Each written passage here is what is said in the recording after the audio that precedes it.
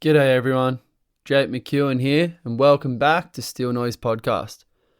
On today's episode, my guest is professional drummer Matty Best.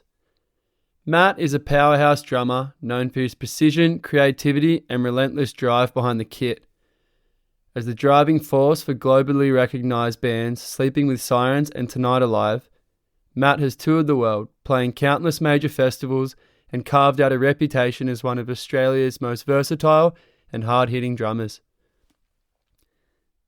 In this episode, we dive into his journey with music, the grind of life on the road, creative process, and the moments that shaped him into the drummer that he is today. We also discuss the balance of his polar opposite life at home in Australia and transitioning between both worlds, studying to become a school teacher, and much more. So, anyway, let's kick things off and let me introduce you to professional drummer Matty Best.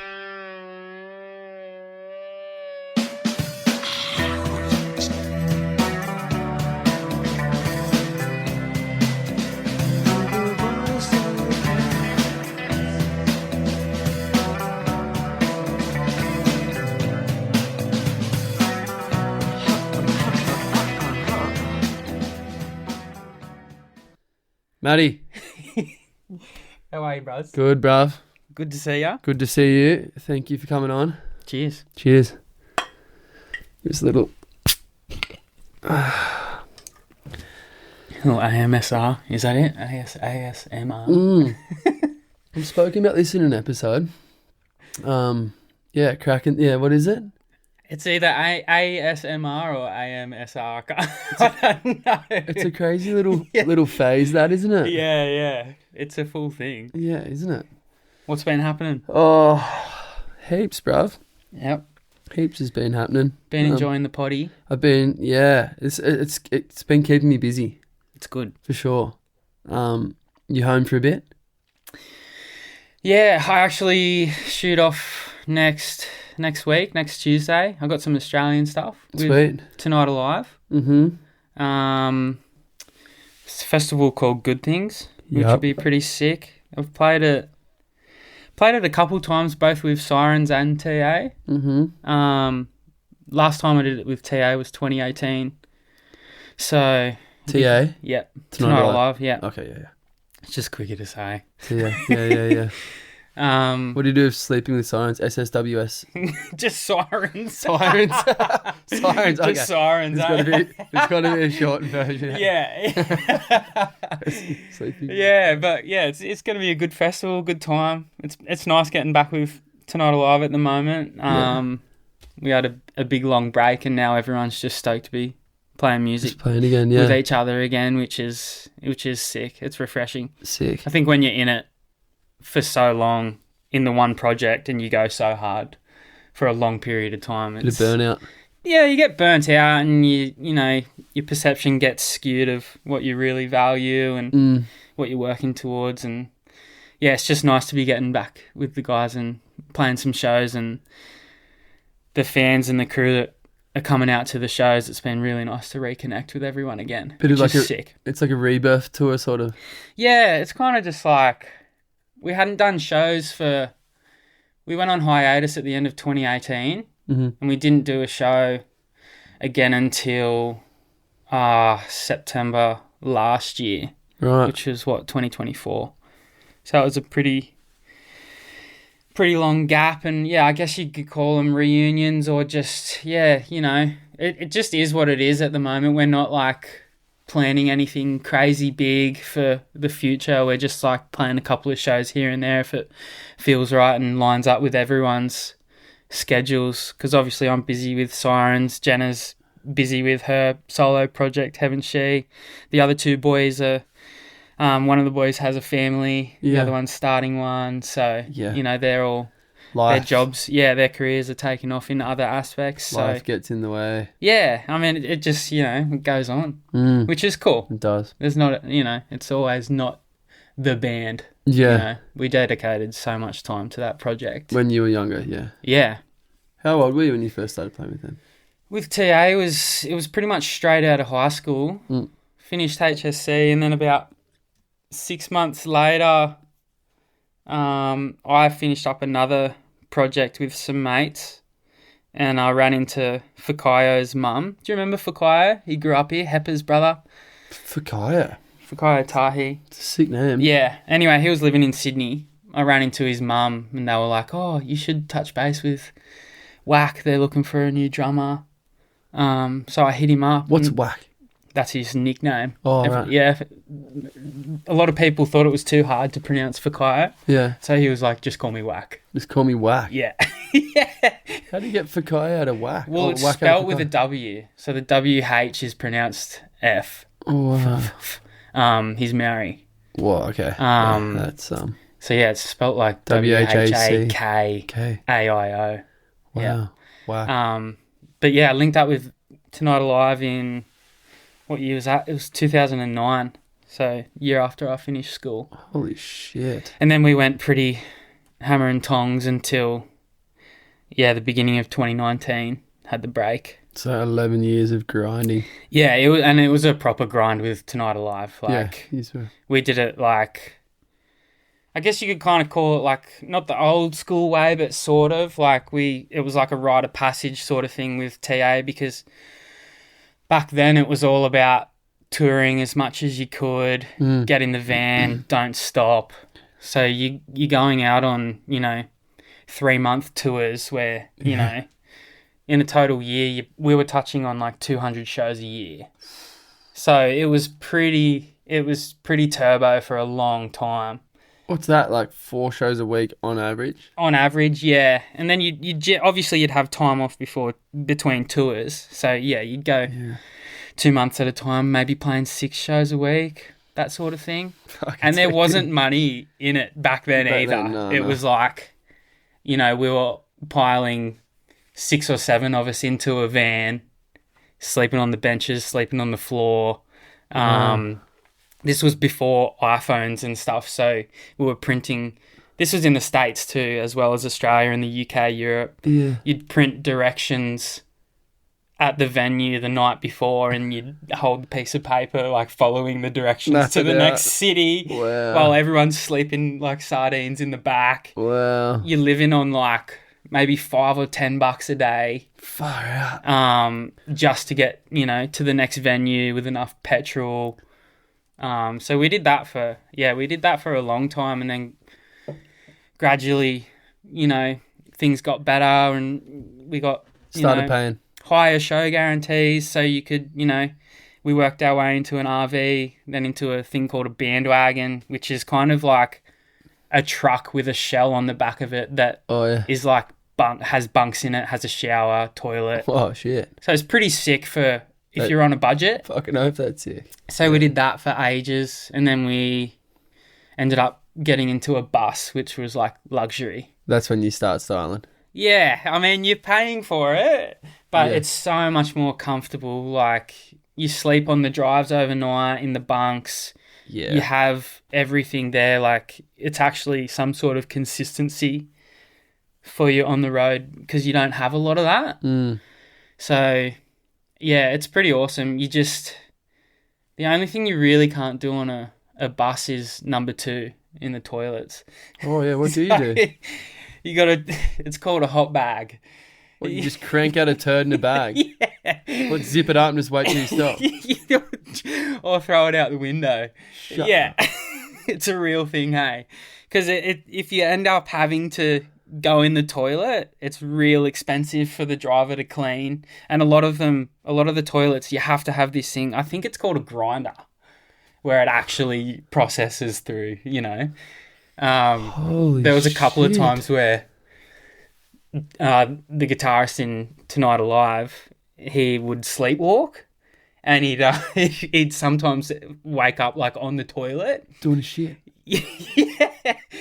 So that's interesting. The next morning, and it'd often be like in the middle of like a summer tour, so like the middle of Vans Warped Tour, where it's like they're like 40-degree days every day, and you have to sit next to the generator that's keeping the bus going. So it's probably another 10 degrees hotter, and you have to sit there cleaning out all the filters. So he had, the bus driver would make him do it every time he'd Whoa. crap in the toilet, and you'd have to clean it out. It was pretty funny. That's crazy sleepwalking antics. Yeah. I mean, I've done a bit of sleepwalking in my time, but I usually go out and rummage around in the pantry or get up and pretend there's like fake bugs in the bed or something. Going and dropping a hog's crazy. Yeah, it's funny, hey? Everyone's got their own little thing, hey? Fuck. Yeah. Hectic. But yeah, with TA, it sort of went like that. Trajectory of the band was always sort of on the up and up, which was cool. Yeah. Yeah. And what's a TA tour looking like now? A bit more comfortable. Everyone's a bit older. Yeah, we're more so with Tonight Alive. We're more so just doing one-offs or short runs. Yeah, just a couple of shows back to back. Or something, or? Yeah. Like Good Things is only 3 or 4 shows linked within a week. Yeah. It's just Australia. Next May we're going back to the UK for the first time since 2018, so that'll be cool. That'll be a few more shows. Sick. But compared to Sirens is still on the grind. On the grind, yeah. Yeah, we'll do. I see Sirens on a lot of festival posters. Yeah. Like you're playing a lot, huh? Yeah, Sirens is busy. It's like I mean, this year we usually go from like anywhere from a 4-week tour to an 8 or 9-week tour, depending on what it is, really. Mm-hmm. But yeah, like this year we've been working on a new record, so we haven't toured as much. Yeah. But we'll just sort of save it for different festivals that are coming up and stuff like that, and just do one-offs or 2 or 3 here and there. But notoriously, Sirens is, you're probably on tour maybe 6 months of the year. Yeah. 5, 6 months of the year. Shit. So it's been pretty consistent. It's been a really, really good gig. Yeah. That is a good gig. Yeah, but Sirens is like a lot of the festivals we do now are like the Middle America rock, sort of big rock sort of festivals. So it's like you play like Daytona Speedway. It's called Welcome to Rockville. You're playing in the middle of the Speedway. It's just pretty played at Red sick. Rock or whatever the other day, huh? Did Red Rocks earlier this year, yep. Sick. Yeah, this year's been like a lot of bucket list sort of venues. That's a bucket list, huh? Red Rocks, Madison Square Garden in New York. Wow. That was sick because it was in the playoffs time. All right. And the Knicks were, I think they were in the... What's the Knicks? I'm not a... New York Knicks. Oh, okay. NFL, obviously. NBA. Basketball. Yeah, okay. So it's their stadium. Oh, right. Madison Square Garden. You played at their stadium. Yeah, and we played in between one of the playoff games. Shut up. So it was crazy. Like we got there in the morning, everyone's loading in. Like they completely transformed the arena to have a stage and go over the top of the wooden floor to protect it. Wow. Where all the where they're playing, where all the crowd and stuff stands, and where they play. And then as soon as the show's finished, there's already crew ripping up the floor, and you can see the wooden court because the next night they were playing one of the playoff games. Whoa. Which is pretty sick. That is sick. But yeah, we Crazy. did. Yeah, MSG, and there was a couple of other big venues on that one that were all bucket lists. So this year's been good. I mean, every year's been good, but yeah, this one was like... especially good. Yeah, I mean, Red Rocks is one of those ones where you watch a bunch of your favourite bands. Oh. They always usually film the set. I know. You know, Incubus does a live one there, and it's just so sick. And it's just so picturesque, like... Fuck. From... Where is it? It's in Colorado, just outside of Denver. Right. Yep. I did know that. But around the venue is amazing as well, because... Yeah, obviously in the amphitheatre you're surrounded by the 2 big rocks, but outside it's all like national park, and they've got hiking trails, everything. So I'll take my bike on tour, my road bike, and I just rode around the national park all day. Wow! Go for a couple of hikes. It's do you really fly nice that over, country. or do you have one over there? No, I have one in Nashville. Oh yeah, sweet. When I was living in Nashville for a period of time, I got a pushy. And, spent a lot of hours on that thing. So I don't think I'll ever let it go. But, I just put it in the trailer or the truck and take it out on the road because it's nice to get away from the venue. I think I've seen a video of you riding around on it. Yeah, it's sick. On the Daytona Speedway, possibly. Yeah, it would have been. Yeah. This year, yeah. I'm not sure where. That was a sick things one. That are like, stuck in my mind. It's you riding your dushy like on the Speedway. I'm dude, so sick though, eh? Yeah, sick. Yeah, all the boys, they were waiting for the car to take you from the artist lounge area around the track to the back of the stage. Yeah. And I had my bike there and I was like, fuck, I'm out of here, boys. Yeah, there's no way I'm going to sit in a car if I can cruise and ride to stage on the bike. Cool down, get a bit of wind through your hair before you go and sweat your ring out. Yeah, and that was sick. Yeah, it's moments like that are really cool, I reckon. Yeah. More sometimes more so than the show itself. Yeah. You know, just taking in the city or like where you are at and yeah. But yeah, Sirens is kicking off. We're finishing the record at the moment. That'll come out early next year. And are they all Americans as well? They're all American, yeah. One of them's in LA. Yeah. One's up in Oregon, one's in Michigan, and one's in Arizona. Fuck, that's a spread. Yeah, they're all spread out. So is it hard to coordinate? Like where he's recording and stuff? This one we've done a bit different. We were actually all meeting in Philadelphia. Right. Been working with a producer there called Will Yip, who's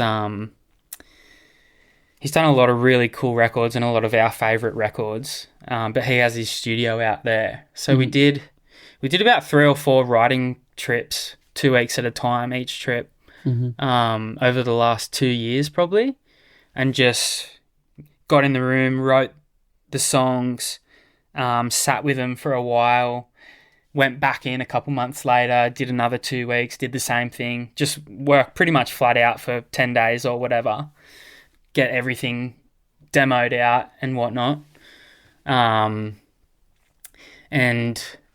at the end of it, we had a collection of songs that we wanted to put on the record, so then we started cutting them for real. Okay. But that was all in Philly, yeah. But in coordinating things between the band, it goes beyond the band as well, because like we've got a lot of crew that one of our guitar techs is from Scotland. A bunch of the other boys are from, you know, Colorado or Kentucky. Everyone's everywhere. Sweet, eh? So it's a big operation. It sounds like it, yeah.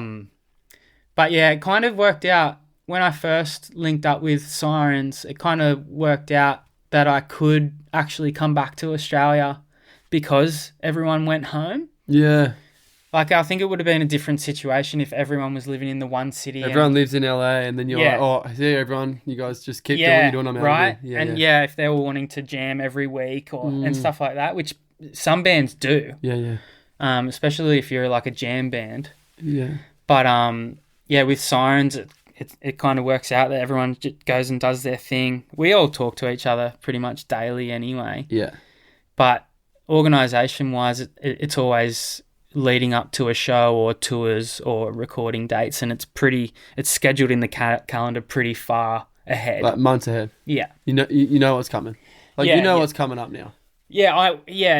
Next year is completely planned out. Cool. Okay. Well, which is a nice feeling. That's nice. Sometimes it's not. I mean, it's not. You're kind of sitting around just going, like, you know, when they're going to call me, I got to just suddenly, sorry, honey, I'm out of here. Yeah, anxiety spikes, and you're just like, where's, you know, what am I going to do? You know. Yeah. So it feels good nice. having next year lined up. Yeah. But Sirens is good. Mad. Yeah.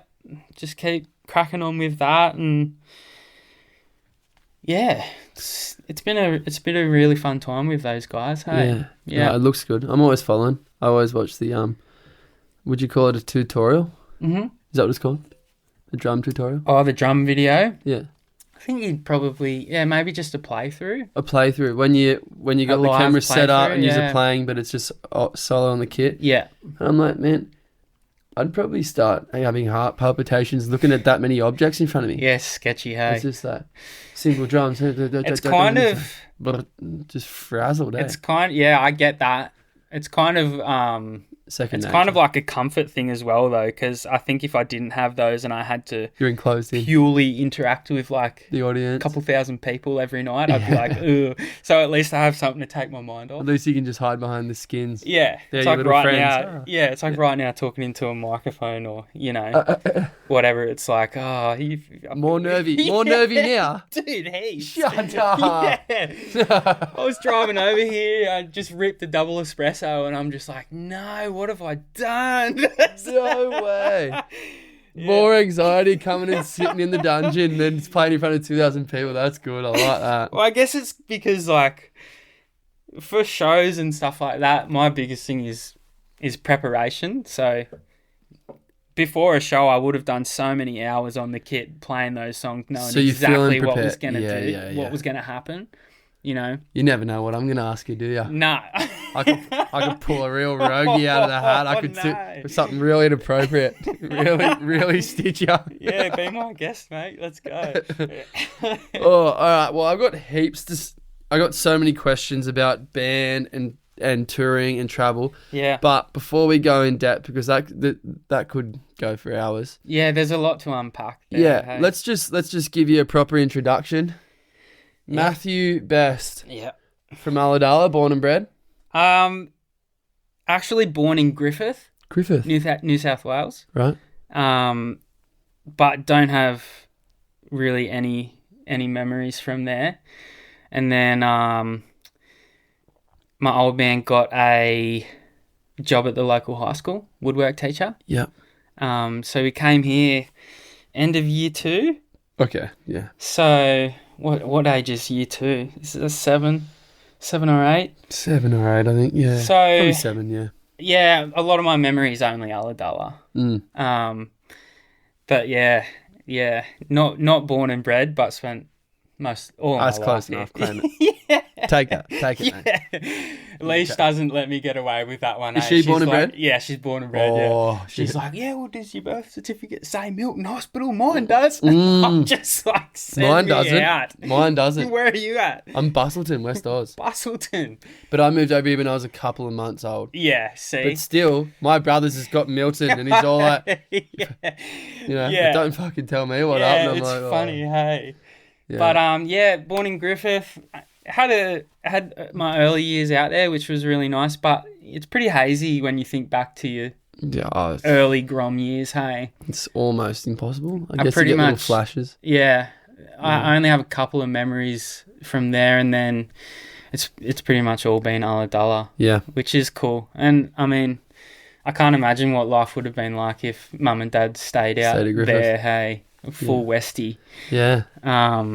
But yeah, came here, end of year 2, beginning of year 3, and Ulladulla Primary, Ulladulla Public education till I die, UHS, Ulladulla High School. Yep. Would you have been at school when I was there? 35. Were you in Talaras here? Year below. You below Talara? Yeah. Okay. Yeah. I think I first met you. I remember Mum came home and was like, do you have any clothes you like grown out of or anything like that? And I was like, oh, I don't know. Like, you'd know better than me. I know, hey? Mum. Yeah. And she was like, oh, because we know, I know Jake and, Chewy and Lisa and that. They're like, might give him some of your hand-me-downs, because I got all mine from my brother. Yeah. And I remember sifting through my cupboard, and I wonder what I you had got. this. It was my favourite red Ezekiel t-shirt. I remember it. Do you remember? I remember It was it. my favourite. Was that from you? Yeah. I just remember like clothes would just come, people give me hand-me-downs, and I was never exactly sure which was from where, but I remember it. Sickest shirt. Ezekiel. It's sickest shirt. And I used to do this thing where if I liked a t-shirt or something so much, I'd never wear it, and then I'd grow out of it. So I was like, when I parted with it, I was like, this is so heavy. This is so heavy. This But, young punk's just going to go and roll around in the dirt in my favourite shirt. But I don't think that lasted long, because you pretty much went past me in height within a couple of Didn't take years. long, man. Well, no, high school. I think I was year 8. I went from the smallest to the biggest pretty quick. That was your growth spurt. Yeah, it was zip, suddenly like Didn't go out at all. Just all of the thickness that was meant to happen just went up. It's funny how you do that with clothes. Hey, do you do a similar thing? You like hold on to all your best outfits and then you never wear them. Yeah. Oh, for sure. When I was younger, I'd just sit them on ice. Eh? Yeah. Especially down One here. day, it's going to be nice. This day will be good for it. Especially down here, you just spend all your time in your boardies. You know, you just in and out of your wetty and then boardies, and then it's like, all right, well, I'm done. 100%. Yeah. But yeah, all of my schooling here. I started drumming when I was about 8 or 9. Mum and Dad got me a kit. Glad you said that because that was a question. Was that the next one? Yeah, no, that's good. Thank I got you, man. Yeah, thank you. Yeah, I got this piano black wrapped kit. It was called Power Beat. They don't make piano black, like that's the color. It's like a glossy black. You know those glossy black grand pianos? Yeah, like those nice. It's meant to mimic that. Yeah, nice and shiny. Yeah. This was on the lower end of the budget, but it was the sickest thing ever. Did you take to it straight away? I just always wanted to drum, and when I got it, I mean, I had to work pretty hard. Like it didn't come to me straight away, but sort of had a general knack of being able to pick it up, I reckon. Uh-huh. So I got lessons for the first few years of playing throughout primary school and stuff, and just doing like, do you remember Mr. J's drumming group? Yes. Yeah. Just on the djembos. Yeah, on the djembos. Yeah. The cowbell. Yeah, you got it, bro. Wait, did you do Southern Stars? I did, yeah. Did I come? Were you part of the big drumming group? I think I have a bit of a memory that maybe we did that together. Dollar crew, hey. Massive. It's good fun. Yeah. But so, yeah, did that sort of stuff through primary school and like the school band and talent quests and that sort of thing. I have a memory of playing In the End by Linkin Park in like a year 4 talent show or something. The Talent Quest. Yeah, so what funny. A good name for it. The Talent Quest. It's sick. Kind of weird when you think about it as well, like if you think about it too much. But so weird. Yeah, did that and then just loved drumming, hey. Like Scotty, my brother, would burn me CDs and hand them to me, and it was all like the old school punk. Was he already a muso? Yeah, so he was playing guitar. Yeah. Yeah. And my dad's a really good piano player. Cool. Still plays every Sunday up at the local Baptist church. He still plays in the church band? Yeah, he's still going. He can't feel his hands that well anymore because of his MS. Yeah. But he still is amazing. Still playing. So he's always been good. Mum's always sung. She sings, yeah. And my sister played a bit of piano for a little bit, but I remember your mum singing. My nan and your mum, when we were kids at church, would just belt it out. Eh? So just belting it so out. So good, man. Everyone else going like, they're just like hitting notes. Dude, they just like. Oh, what's no shame, hey? No. Like, just so proud and, relaxed about it. Just proud to belt, yeah. Yeah. So good. Whereas, we'd be mumbling, just, you know what I mean? Is it time to go to the car park and skate yet? Or, yeah. But, so they were, mum and dad were musically, in tune. Yeah. And my brother was playing, but he'd give me burnt CDs with all the old school punks and stuff like, Pennywise, NoFX, Millencolin, MXPX, Grinspoon, Green Day, Blink, Newfound Glory. Yeah. So I'd just be in the drum room blasting along to those all the time. Did you have a music zone at your house? Had a room. It was supposed to be soundproof, but it definitely wasn't. Drums are so loud, man. It's so loud. Huge shout out to my family for always letting me go ham on the kit. Would you play with your brother? Would he be playing guitar and you to play? We did it a little bit, yeah. Well, I mean, we played. I was brought up in a Christian home, and we played in the church band most Sundays. Yeah, I can't from when I was maybe 8 or 9. When you were young? Yeah. I remember you being young. 8 or 9 until I finished school, actually. So Scotty was in that band there, but as we got into high school, we actually formed a little punk band. Me, him, Penno, Cale Pennington. Cale Penno. He was on lead guitar. So good, It man. was so sick, man. Sick. Penno is punk to the bone, isn't he? Yeah, he's a legend. He's And it was so fun, man. Like, we'd go in the local, Milton Aldala Battle of the Bands and stuff like this. And sick. just heaps fun, man. Like, playing Grinspoon and Blink and Pennywise and all that sort of stuff. I do have brief memories of this stuff. Like, sick fun. Original stuff as well. Like, we'd enter this competition called Youth Rock, which happened every year up in Sydney, where bands from, I don't know whether it's just New South Wales or all of Australia, but they have a full week of Battle of the Band nights. Yeah. You have to send in and enter previously, or prior to the event. But we went in that and we just have fun with it, and did that throughout high school. And alongside that, I did this thing called Southern Schools Performing Ensemble, which you might remember from coming at Ulladulla Public School. It was like a big band that would tour, come and put on shows with dancers and singers as well. Oh, kinda. So that they'd have the rhythm section, drums, and they'd come to the school and put on the shows. Hey? Yeah. And they'd have a horn section and trumpets, trombones, saxes, all that sort of stuff. I did that from about year 9.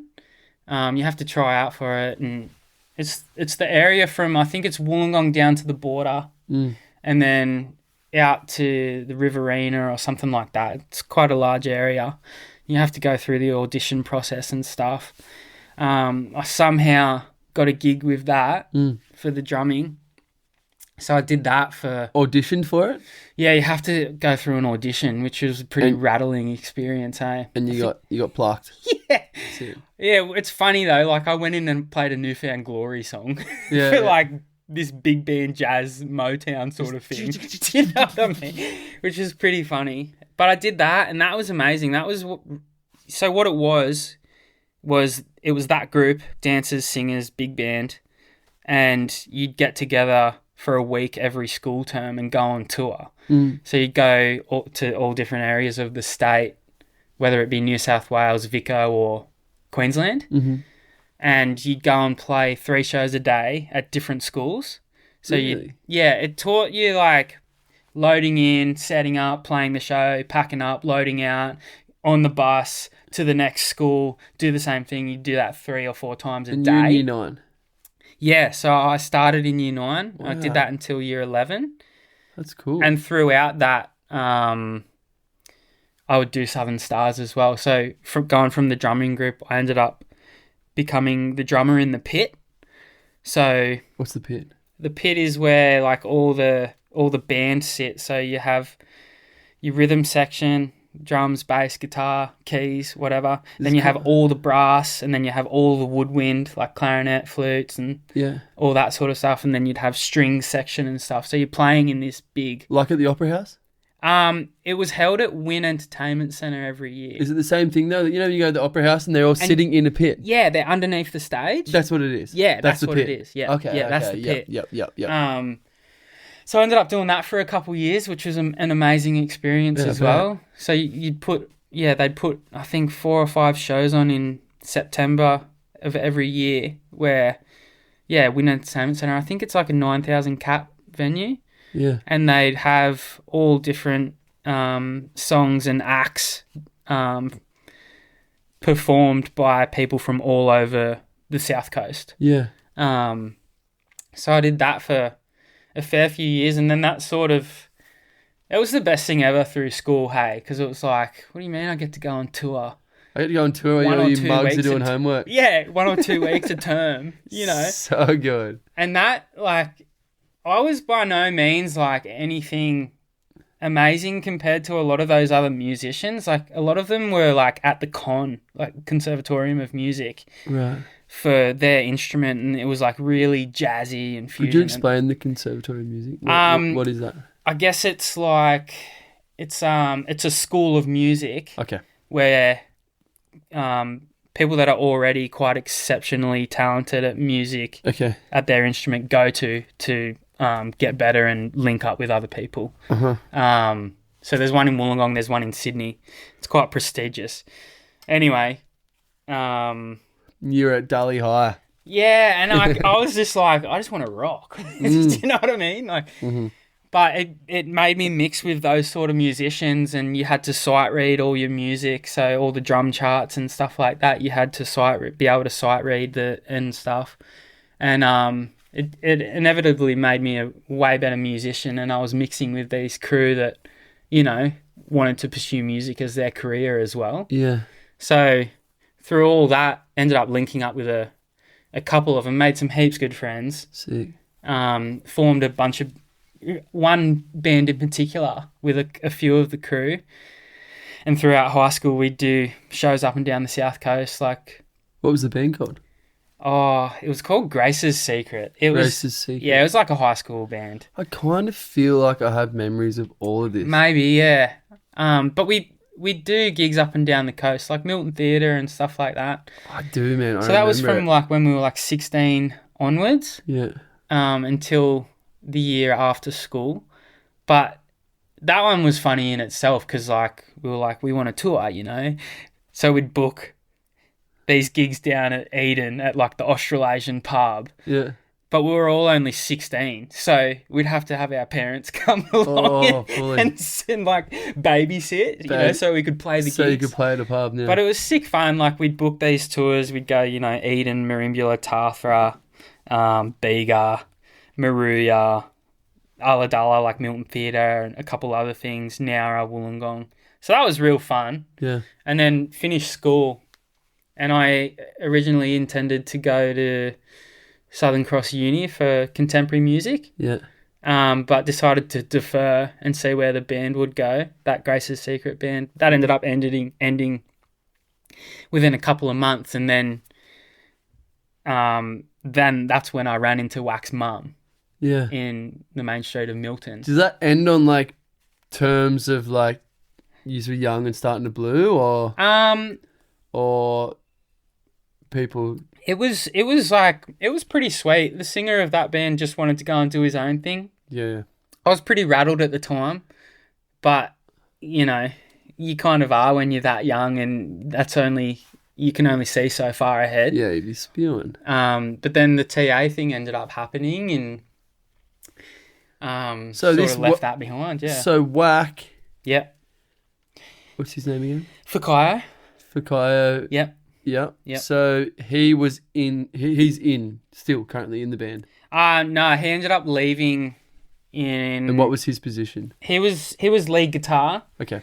But main songwriter as well. From Ulladulla already. From Ulladulla as well. Yeah. Right, that's the. You'd know him if you saw him for sure. I would. Surely. He's an amazing classically trained pianist. Yeah.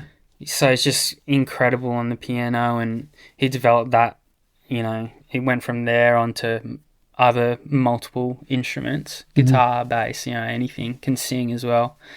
He ended up moving to Sydney midway through high school, but I missed a band. He was actually in my first band in high school. He was the rapper. Wow. So we would do these, you know, gigs, him and one of his brothers, and it was sort of a family affair. They'd get their dad in on guitar sometimes as well. But before each band practice in the music room, we'd be ripping punk songs. He'd be on guitar and I'd be on the drums, and we'd be playing like Rufio or, you know, a Blink song or something. Yeah. That's where we made the connection. But he ended up moving to Sydney, and we linked up the year after high school, and he just started Tonight Alive with the other crew. Okay. So they'd played a couple of gigs, weren't vibing with their drummer, and then I just hit him up, and he was like, yeah, do you want to come up and I guess have a jam sort of audition, you know? So I was like, back then I think it was MySpace was a thing. Remember MySpace? Yep. They had 2 songs on MySpace. So I learnt those 2 songs, went up there, and blew them out of the park. Nah, I learned the songs, and I got there, and they were like, oh, we actually don't play those songs anymore. So I was like, oh, that's sweet. Oh, So they showed me 2 other songs and we ripped them. And then the next week, I was playing a gig with them. And that was sort of the beginning of Tonight Alive. And that's crazy. So what, like since school, you're 35 years old, correct? Yeah. So since last school, week. you've been tied in with Tonight Alive. Yeah. It's a long time, hey? It's a relationship right there. Yeah. How many years is that? Quick math. 16? 27, 28. 16 27. Wait, what? Oh, of Tonight Alive, you mean? Yeah. Well, joined... Not 27, 17. Yeah, 17. There we go. 27. It's been a long day. Yeah, shit. Get a bit carried away there, wasn't I? Yeah, it's a long time, hey? It's pretty much years. half my life. Yeah. Sick. TA has been a thing. And it's just rebirthing. Yeah. And it's going to continue to be a part of your life. I think so, yeah. That's mad. You can't really look too far ahead with this sort of stuff, hey? But No. next few years for sure. Yeah. Sick. Yeah. But it's been a good part of my life, for sure. Because something that I was wondering, is there some sort of recruitment process, or do you apply? Is it like you go online and go, drummer needed, all right, boom, boom, my name's this, I can do this. Yeah, good question. What is the process to become the drummer of a pretty significant band? I think it's probably I hate the term of it, networking. Knowing someone who knows someone else. Kind of, and yeah, it's not a very good feeling, like doing that sort of stuff. It kind of makes you feel a bit icky, hey? It is what it is, though. But in my case, which I can only talk to my experience, throughout the years of touring with Tonight Alive, we toured with so many bands, so many different bands, and made heaps of friends along the way. So like during that period, yeah, you were logging so many tours and shows and spending so much time with other bands. Yeah. That naturally, as you get older, things don't work out with the band. What about this guy? Yeah, they know what you can do. They've seen it. They've lived it on the road with you. Yeah. So in my experience with Sirens, that's how it happened. Tonight Alive had toured with Sirens. Heaps, man. I think we did like 2 or 3 Warped tours with them. They were on the bill. We did a bunch of their headlines across the States. So I'd spent heaps of time with them. With those crew. And when the TA stuff finished at the end of 2018, I ended up going to Nashville. Living? Yeah, I had a really good mate help me out and put me up for a period of time. I went there to try and find another gig. Try and find a band. Yeah. Because TA had finished, gone on hiatus. I was like, well, I don't want to stop drumming. And what happens when a band tapers away? What do you do as a drummer? Income, like... You got to go and find other work. Are you on the bones of your ass? Yeah. Scraping by until someone picks you up? Yeah, pretty much. And that's what I was getting at. Is like, so then do you apply? Do you put up an ad on LinkedIn? Yeah, I'm a professional drummer. Pretty much. I used Instagram and Twitter, and I just sent out a post. I was like, I think it was when I got to Nashville, I didn't really have anything going, So when I got there, I was like, I'm looking for work, like looking for other gigs. I just want to drum, sort of thing. And I ended up picking a few things up. I played for, there was this a girl called Dia Frampton who was on American Idol. She came from a band with her sister called Megan Dia, and they were doing a bunch of shows the summer of 2019. So I ended up linking up with them for a bunch of gigs, and then another girl who was doing pop country back then, and now he's doing like pop punk sort of stuff. Her name was Taylor Acorn. So I filled the time with gigs, but it wasn't enough to really make ends meet. Yeah, it wasn't. So I ended up having to get a job. What's it called? Bussing tables at a restaurant. Bussing. Yeah, it's like when you either take the food to the table or you clean it up Okay. to the wash area. Right. So you're running all the meals In and Nashville. stuff in Nashville. And Did you have a work visa? How'd you do that? yeah, I had a work visa. Okay. You had a work visa. Right. But it was gnarly, man. I was getting $2 an hour, and then whatever tips on top of that. Fuck. So sometimes I'd go home with after a 6 or 8 hour shift with maybe $200. $20. 20, yeah. Bucks. I think the most I ever made was maybe 90. So after 6 hours. Yeah, man, it was pretty gnarly. Fuck, man. Anyway, that was part of the grind, you know. So I was doing that, and then when I had the Megan Dia gigs or the Taylor gigs, I'd go and do them. Mm-hmm. You know, and then it just so happened that Megan Dia were playing the same string of festivals that Sirens were. Mm-hmm. So I linked back up with the guys. Again. Yeah. After the TA and they time. saw that I was playing gigs outside of Tonight Alive, and it was like, oh. And what are you doing? Things weren't working out with their drummer at the time. And anyway, after that, I ended up getting a call from one of the boys, and they were like, hey, do you want to come out on tour with us at the end of this year? And that was a support for, it's a band called Bring Me the Horizon across the States. So Sirens were main support for that, and they were big venues. The first show I played with Sirens, I think it was to 9,000 people. Mm-hmm. So it was pretty, that year was it was a whirlwind, hey. Wow. But anyway, did the across the US run with them, and then we went straight to the UK and Europe for another month or two. And that wrapped up that year. And then they had tours booked for the next year, and that was pretty much it. Yeah, we did 2019, was that right? That's the end of 2019, yeah. And then, until current, right? Yeah, until currently. Do you have... Is it hard to juggle between the both, or like TA and Tonight Alive and Sirens? It's sometimes a little bit overwhelming, to be completely transparent. But I'm just lucky enough that both camps are so supportive. Yeah. To do the other thing. I know that everyone knows that Sirens is the priority. Yeah. So when Sirens is off, we can do some TA stuff. Yeah. You know what I mean? Essentially Sirens is not to push down on Tonight Alive, but Sirens is the bigger band.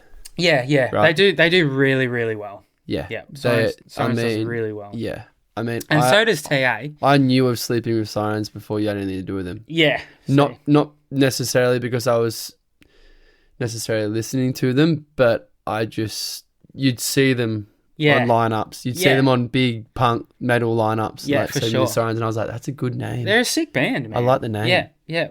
And I was stoked when I got the gig, man. I loved their music. You know, I loved the guys in it. So yeah, it's been a blast since day dot. Yeah, sick. But yeah, 2020, we did 1 or 2 tours at the beginning of the year, and then I'm pretty sure COVID hit. COVID and the bushfire kind of region. Yeah. That's when bushfire was a gnarly period, actually. Were you here? Yeah. Were you here as well? Yeah. I just got back from traveling. Yeah, me too. I'd got back from a Europe tour. Same. But not that kind of tour. Partying and surfing. Tell us about your tour, mate. But yeah, got back, and that was pretty gnarly because I was meant to leave pretty much straight after New Year's, and all the roads around town were cut off and closed. Yeah. So I'd actually had arranged a couple of mates up to Nowra to do jet ski. To get a boat, yeah. Because I had to get out. I had to go to tour. And you did that? I didn't end up doing it. We had it all lined up. I had Burnsy and another mate from Culburra we were going to meet. And then 3 days before I left, they opened the road. And they were like, this might be the last time it's... Go. So... You punched. I didn't even get in my own car. I got in my mum's car and just chucked my stuff, took back roads out, ended up getting out, and they shut it an hour later, and that was it. Oh, sweet. So I ended up getting out. But, that was a gnarly period. So I did another 1 or 2 tours that year with Sirens in the States, and then, COVID hit. Kind of shut it all down. It was really hard to be a muso through that period. How was that?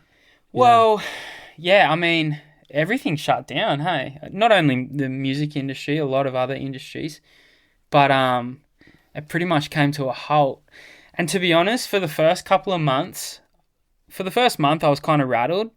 And then for the next, like, 6 to, 9, 10 months of being in Ulladulla, with leash, mates, family, surfing. You're around a lot. I remember that. I was like, oh my God, it feels so good to be in the one place for a period of time. Yeah. Do you know what I mean? Oh, I bet. When everywhere else was going to shit.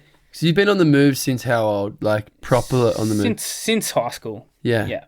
Yeah, you've been burning around. Yeah. Like, I can't say that I've seen you, like, solidly established here and not moving since we were kids. Yeah, that'd be right. Memories. Yeah, it's probably like, you'd probably average like, I don't know, maybe 7 or 8 months abroad. I was going to say, my memory would be of you being here a few months a year. Yeah. Be like, oh, Matty, yeah, sweet. So me the gone again. Yeah, I know. See you this time next year. But yeah, COVID was gnarly, but yeah, having that time was like, this is actually really nice. I get to spend time in the one spot and actually get not like a bit of normalcy, but do you know what I mean? Mm-hmm. But throughout that, Sirens we were still planning certain things and working towards stuff behind the scenes. And then it sort of, every time, a new strain of whatever would come out, things would get kicked down the line and blah, blah, blah. Could you leave because it was your... Yeah. Your so I had to get, what's it called? It was like special exemption. Exemptions, yeah. I remember all this exemption talk, yeah. Which was pretty stressful as well, because I was like, well, what if I can't get it? There's my gig gone. What if I can't get back in? Do you know what I mean? Yeah, and get back in. Yeah. But yeah, that ended up, we ended up picking things back up mid-2021. Okay. Back in the States, a bunch of festivals and stuff like that. And then it was kind of off to the races. Yeah. Again, we did a record through that time. So sort of were productive throughout that time regardless. Mm-hmm. And then, 2022, 2023, 24 have all been really busy. And 25's been busy too. And hectic. 26 is looking that way too. Yeah. So, like, from a financial point of view, how do you survive as a musician when you can't play shows, you can't meet with your band to make music? How do you make ends meet there? Living off savings, or? I try not to. It's hard not to with like the current climate of everything, but for sure. I try not to. So I'll pick up work when I'm home. This year I haven't done too much because it's been busy with Siren stuff, but during COVID, the schools were still on. Yeah. So I ended up getting a gig down at Ulladulla Public School as a SLSO, which is it stands for Student Learning Support Officer, but it's a teacher's aide. Yep, teacher's aide. So I was in the support unit there. Yep. Which was sick. Man. So I did that, 2020, 2021, pretty much off and on until currently, although I haven't done it that much this year. Mm-hmm. But it also, what COVID made me realise as well is that I had no fallback. Mm. So when the music stopped, I was like, oh, I don't have a trade. Like I'm not qualified in anything else. Like, what do I do? So kick my ass into gear to get that SLSO gig. And then that was sort of a tester to see if I liked being in the classroom enough to start a uni degree. I was going to say, am I right in saying you're studying teaching? Yeah, primary teaching. So I'm halfway through currently. Yeah. It's a slog, hey. And it's via correspondence, I'm assuming. Yeah. And there's no, like, you've got the 4-year term of the course. You can just peck away at it. I can peck away. I'm doing part-time. So I think naturally it takes about 7. If you're doing full-time, 4 years. Part-time, 7.5, I think. But I've failed a couple, so I think it'll more likely be maybe 9 years for me. But I mean, like, it's not like that's... It's no biggie, hey. Yeah, no. But it's a slog for sure. Yeah. But when uni's different to being in the classroom. Do you know what I mean? A lot of people say that too. Yeah. It's like a lot of it's writing essays and doing all this stuff, which I was never really that good at school anyway. So I find it pretty difficult. But then when you get into the classroom and you develop these relationships with the kids and, you understand what they need and how to talk with them and see what they need with certain stuff in learning. Mm-hmm. It's real fun. And then, knock off early and go play basketball. Yeah. Kick the footy. Sick. So it's good fun, man. But So was this NDIS work? Nah. It's Completely separate, under just purely under the completely separate government- Department of Education. Department of Education. That's what I meant. Yeah. Cool. So yeah, it was cool. It's been cool. Hey, so that's just like a slow burn while the music is still going. Yeah.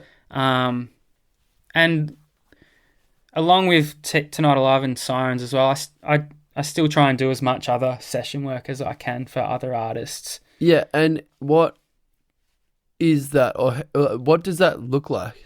So usually it's if an artist wants a live drummer for a tour or a couple of gigs, or it's recording, like studio recording. So that's another thing I worked on behind the scenes is my studio space up back in Ulladulla. Where is that?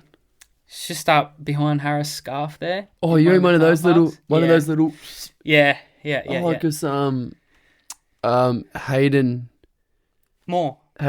Yeah, so I moved in after he moved out. You're in his one? Yeah. No way. 6 space. It is a 6 space. So I can get up there. Leash usually is up and about to go to her work like 5 a.m-ish. So I'll just split and go up there. Down the coffee cart? Yep. And I'll just go and split up there and put in, 4 or 5 hours up there. No one knows you're there. It's all soundproof. Is it that well soundproof? Yeah, it's really good. And it sounds great on the inside. So man, I set up like a studio rig in there and I've been slowly dialing that over the last couple of years as well, doing some projects for anyone who wants my drums on their recordings and stuff. And how, but so that's what I mean with the session thing. So will they send you a recording of everything they have without the drums? Yeah, usually a reference with the drums and then another one without, and you put your own flair on it, record it. So how can they give you a reference with the drums if they don't have someone on the drums to play it? Usually a lot of people will put like guide drums on it. So GarageBand drums? Yeah. Okay. Demo drums. Some are really good, some are terrible. Yeah. So yeah, it's just that sort of thing with that. And you can either do it via MIDI, which is like all computer. You have different sorts of software that mimic certain people's drum kits and sounds. And I can either send it back that way or I record it acoustically in the room and send those stems the file back. Yeah, right. Send the file stems back. Is that what it's called? Yeah, so when you hear a song, it's usually like a stereo bounce. It's got everything in it. Yeah. But when you think of a drum kit, you've got 16 to 18 mics on a kit. So you've got 2 on the kick drum, 2 on the snare drum. You got all the rack toms, floor tom, however many floor toms you got hi-hats, you got overheads, you've got room mics. You're blending a lot of different stuff. Fuck. So, yeah, I mean, what you're hearing is everything, but when you send it back to a producer or someone that is then going to mix it, they need each individual microphone recording. Each sound. Yeah, each sound. So you got to send them, 16 different files? About 16 to 18, yeah. Depending on what you're running. Yeah, it's pretty wild, hey. I just assume, actually, that's a pretty dumb assumption. I just assumed there'd be just like almost like one of these, almost like a condenser mic straight in the middle and just like, there's your sound. Yeah, I wish it was that easy. Far but, out. I mean, it depends what the sound you're going for as well. If you're getting, like a industrial, like White Stripesy sort of sound or They'd use a that sort condenser. of thing. As an overhead for sure, but I'm pretty sure White Stripes only used 3 mics, so it was like kick drum, snare drum, and an overhead, and it sounds awesome, right? It for does. that vibe. But that's the garage rock. Yeah, exactly. That's the garage sound is one here. Yeah, so when you're getting real tech and there's double kicks, there's fucking 15 different hi-hats and there's a lot going on. Cymbals and yeah, and that's how hectic. that's how the studio stuff works. And then with the live gigs, depending on what artist you're doing it, they'll usually you'll be contacted by someone in their camp to be like, are you available these dates? This is happening, blah blah blah. So that happened back in maybe 2021 or 2022. You know, an Aussie artist called G Flip. One of my best mates, Benny Ellingworth, he is their drummer, but he couldn't make the gigs, so they needed a fill-in for a bunch of stuff. I think one was a couple of festivals and stuff like that, so ended up doing that, which was epic, and I just got sent the set list, and they have a MD that, you know, sort of directs you in what they want from you. So you pretty much just show up knowing the song's ready to go. Right. That was real fun, the G Flip stuff, and then worked out that I could do some stuff with do you know 2 chicks called the Veronicas? That was my next question. Yeah. I was like, we're on a roll. I was like, is it true that you did some drumming for the Veronicas? I did, yeah. That was really fun. That is sick. Yeah. I love the Veronicas. Sirens had just finished a tour across the States with a band called The Used, one of my favourite bands, and then it was just before it I got hit up by an old mate that used to tech for Tonight Alive, Benny Fenwick. Yeah. He now is he's like been long-time Parkway Drive crew member. Okay. And he was looking after the Veronicas at that time, and he was like, hey man, are you still living in the States? And I was like, I'm not, but what are the dates? And he said the weekend, and it was the weekend right after we finished the tour. So you were there already? So I was there already, ended in LA, stayed in LA, went and linked up with the girls and the other crew that were doing it, and then, went and did a couple of festivals with the Veronicas, which was sick. It was sick. Man. Yeah. That is sick. It was a funny one because I used to hear it from my sister's room, you know, when I grew feel up. so untouched right now. That's wicked. You know, I'd hear her spinning their record, you know, when I was a grom. So when it came around and I was learning the songs again, and I was like, these are sick songs. They're sick, man. And they're twins, right? Yes, yeah. They are twins. Yeah, hard. I found it kind of difficult to tell which one was the part. So I'm like, they have to be twins. Do you know what I mean? Man. They can't look that similar and just Luckily, at that stage, Lisa had short hair and Jess had longer hair. Okay. So I was like, okay, sweet, I'm in the cool. Yeah. I'm in the clear. Clear, yeah. But that was a cool one. Like, we rehearsed in LA, and the first day, I'm pretty sure it was just myself and a guy called Toby, who is an amazing MD. He was MD, musical director for Veronica's. He does like Baker Boy, a bunch of other stuff. Yeah. And a girl called Sophie on bass. So we practiced the first day, and then the next day, the chicks came in. Yeah. So you just played the music. Set. Yeah. Without vocals. Yeah, just got it dialed. I think it was like 8 or 9 songs. It was a relatively short set at a festival. Yeah. A couple of festivals. Does it take you a while to pick up on that trajectory, or you like? I found it actually. It was a pretty easy transition because it's pretty much just straight up rock sort of drumming. So going from Sirens to that, it's kind of like Sirens. If you imagine it, Sirens is like 6th gear. It's a bit more tech. Way more tech. Yeah. And then Veronica's, you could sort of get into the groove a little bit more and not have to exert so much energy, stuff like that. Do you know what I mean? Yeah. But yeah, the second day when they rocked up, it was sick. It was like, we started going through one song. They were like, oh, do you want to do, I think the song was Take Me on the Floor or something like that.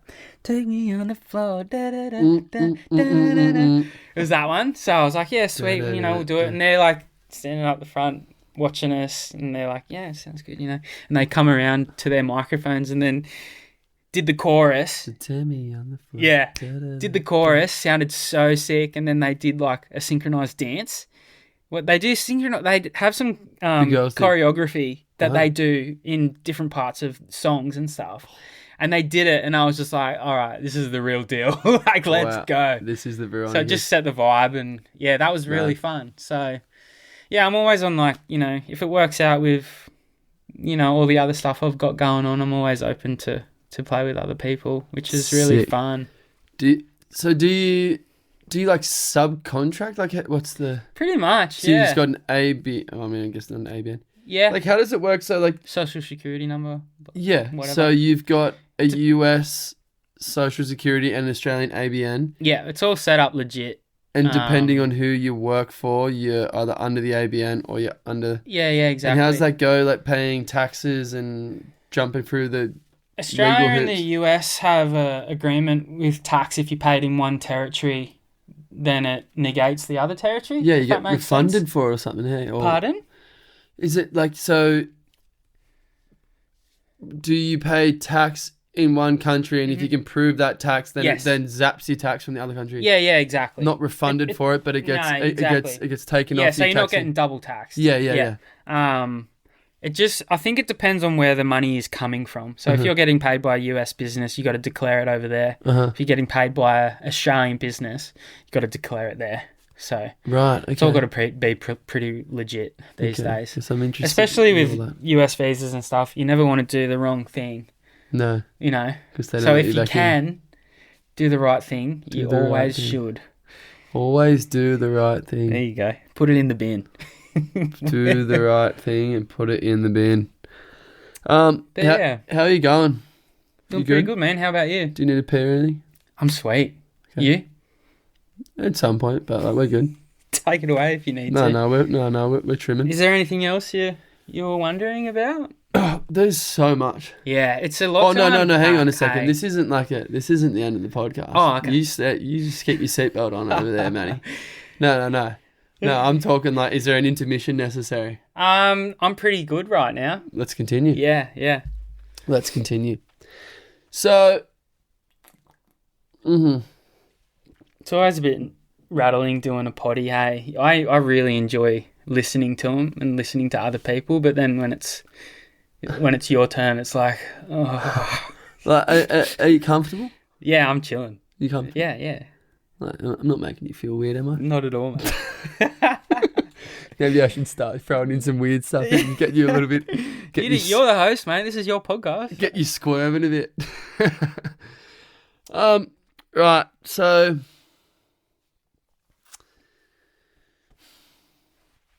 let's just like we're jumping around a bit here, but that's there's nothing wrong with that. It's hard to lay it all out in like chronological order. Like, there's a lot there. Hey, dude, like we don't need to be chronological, do we? No. Okay, so let's go to Alicia. Let's go back to like home life a little bit. Yeah. Right. When did you meet Leash? How did that become? I met Leash. An item. I met Leash when it was the summer of 2018, early 2019. Mm-hmm. Came back here after TA sort of wrapped up. Yeah. And was just figuring out what I was going to do and had my mind set on Nashville, so committed to that. But yeah, met her early that year. Putting that on hold for Nashville? It was pretty much on ice, yeah. Yeah, okay. But while I was in Nashville, flew back and saw her for a couple of weeks, which was sick. So we kept in touch, and that was pretty much it, hey. Mm-hmm. She went to Jindy, do a snow season and stuff like that, and we were sort of both doing our own thing until COVID? It was a bit before that. Okay. But when COVID happened, I had a choice to either be in the States or here.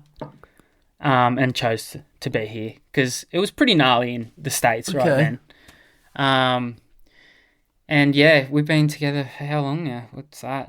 How many years is that? You're good at maths today. So what are we talking? It's 2026, so let's just... So like 8 years. Yeah, 7-ish years, maybe. 6 or 7 years, yeah. 6 or 7. But yeah, it's been amazing. Cool. Yep. Got a pad in town, got the doggos. Yeah. Got a cat recently. A cat, how does that go with the dogs? They're actually best mates. Really? Yeah, it's... How funny is that? I think the cat thinks it's a dog. Yeah. Because when you pull up at the front gate, it runs out to meet you. Really? So, shut up. Yeah, and they're like always playing together and stuff. But yeah, being with Leisha's been amazing. She's got her own stuff going on. She's got a couple of businesses: the coffee van, the wedding caravan, which is a bar. Really? And she's doing the wedding planning as well. She's she's busy. She's gone busy. What? Okay. Yeah, when I get home, it takes a little bit of time adjusting back in because she's so turbo, and I'm just like, "Hey, I'm home. Hey, I'm home. Want to hang out? Let's hang." She's like, "Oh, hang on, I got like 3 weddings. I got the coffee cart. I got," and just like, oh. Yeah. Yeah, because I only knew of the coffee cart. Yeah. So she does wedding. That's the coffee cart's Hello Huey. The wedding caravan bar is Hello Margie, which was named after a late nan. Mm-hmm. And the wedding planning business is called Honeybee Planners. It's called Hello Wedding. Hello Honeybee Planners. Hello Honeybee. Honeybee. Wow, so she's a busy little thing. She is a busy thing. We touched on it before we started the potty, like long distance. We did. Dating and stuff. It can be difficult sometimes, for sure. The time difference. Time difference is killer. That's shithouse. Huh? Europe. When I'm in Europe or UK or the east coast of the States, it's real difficult because my days, I'll have like the first half of my day just to myself, sort of prepping for a show or whatnot, doing my thing, and then it gets to, I don't know, like 1 or 2 o'clock where my day's like proper kicking into gear for the next 8 hours or whatever, and she's just waking up, so can't chat then. And then when I finish the gig, she's still at work. Yeah. So I'm like, well, I need to go to bed. It's Like, so there's small windows. Yeah. So audio messages are a thing for us, and just what's the time? Just touch and base every day. What's the time difference when you're in Europe? Oh man, I think it might be like 16 hours difference, maybe. So I could be wrong. If you're so right now, like my girlfriend lives in LA, and our time difference right now is she's 5 hours forward, but yesterday. Yeah, that's a good way to think about it. Yeah, it's too hard to start doing all the. I find Cali to be pretty manageable.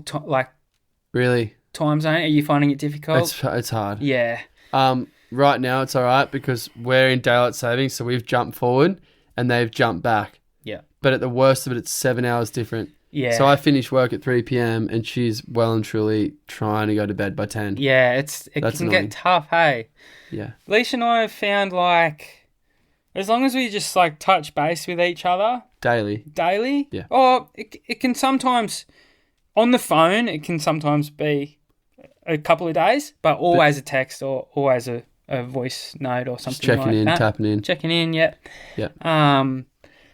But like it's sometimes hard leaving, knowing I'm leaving her on her own sort of thing. Like she's got her friends and her family here and that, but yeah, it's the thing of like, when you're in a relationship, you both take on different roles and there's a balance there that sometimes exists when you don't even really know, and then until the other person's gone you realize there's all this extra stuff you got to do, like stuff like that. So I find that to be one of the harder things. I think Leash does as well, and then it's just the thing of with that as well, it's like it's not the physical stuff as well. It's like the mental load that you gotta you gotta think about, so like twice the amount of stuff. You know what I mean? It's like You know, You go from sharing the load to suddenly it's all on you, well, on top of what you're on doing top of whatever for you your got work going and on. all that stuff. It's a lot, of course. Yeah. But it's that sort of stuff. And then I guess it's the thing of, I mean, these are all first world problems, really, you know. They are, but still, it's the thing of just missing. I mean, from my point of view, throughout my whole career of touring, you miss a lot of stuff. A lot of friends and families, milestones, weddings, 30th, funerals, weddings, birthdays, special events, graduations. It's almost blah, like blah, blah. doing fly in, fly out work. Yeah, it you're is. flying out for 3 months. Yeah. And a it's lot a long happens in 3 time. months. Yeah. But then there's the other side of the coin where, you know, when you're home. Yeah, you're home. That's true. But when you're away, your partner's going to all those things as well on their own. As a single. Yeah. And you're kind of like, it kind of creeps up on you, I reckon. Like, Leisha's done some travelling too, and I've held it down at home. And it kind of creeps up on you. It's not necessarily the events either. It's like that twilight, dusk sort of period where you usually link up at the end of a day or something and you're cooking dinner together. And, you know, it's that sort of thing. You're like, I wish they were there, you know? But, Leisha's awesome. It's working. Yeah.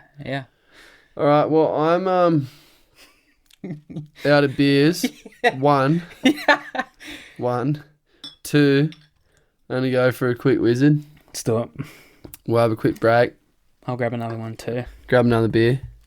You're doing pretty well to keep up there because you... You're doing pretty well to keep up there, mate, because I'm a legend at drinking beer. I mean, because you're doing most of the talking, I just sit here, like, fidgeting away and swilling. Sorry, bro.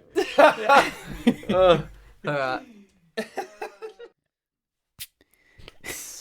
Very good.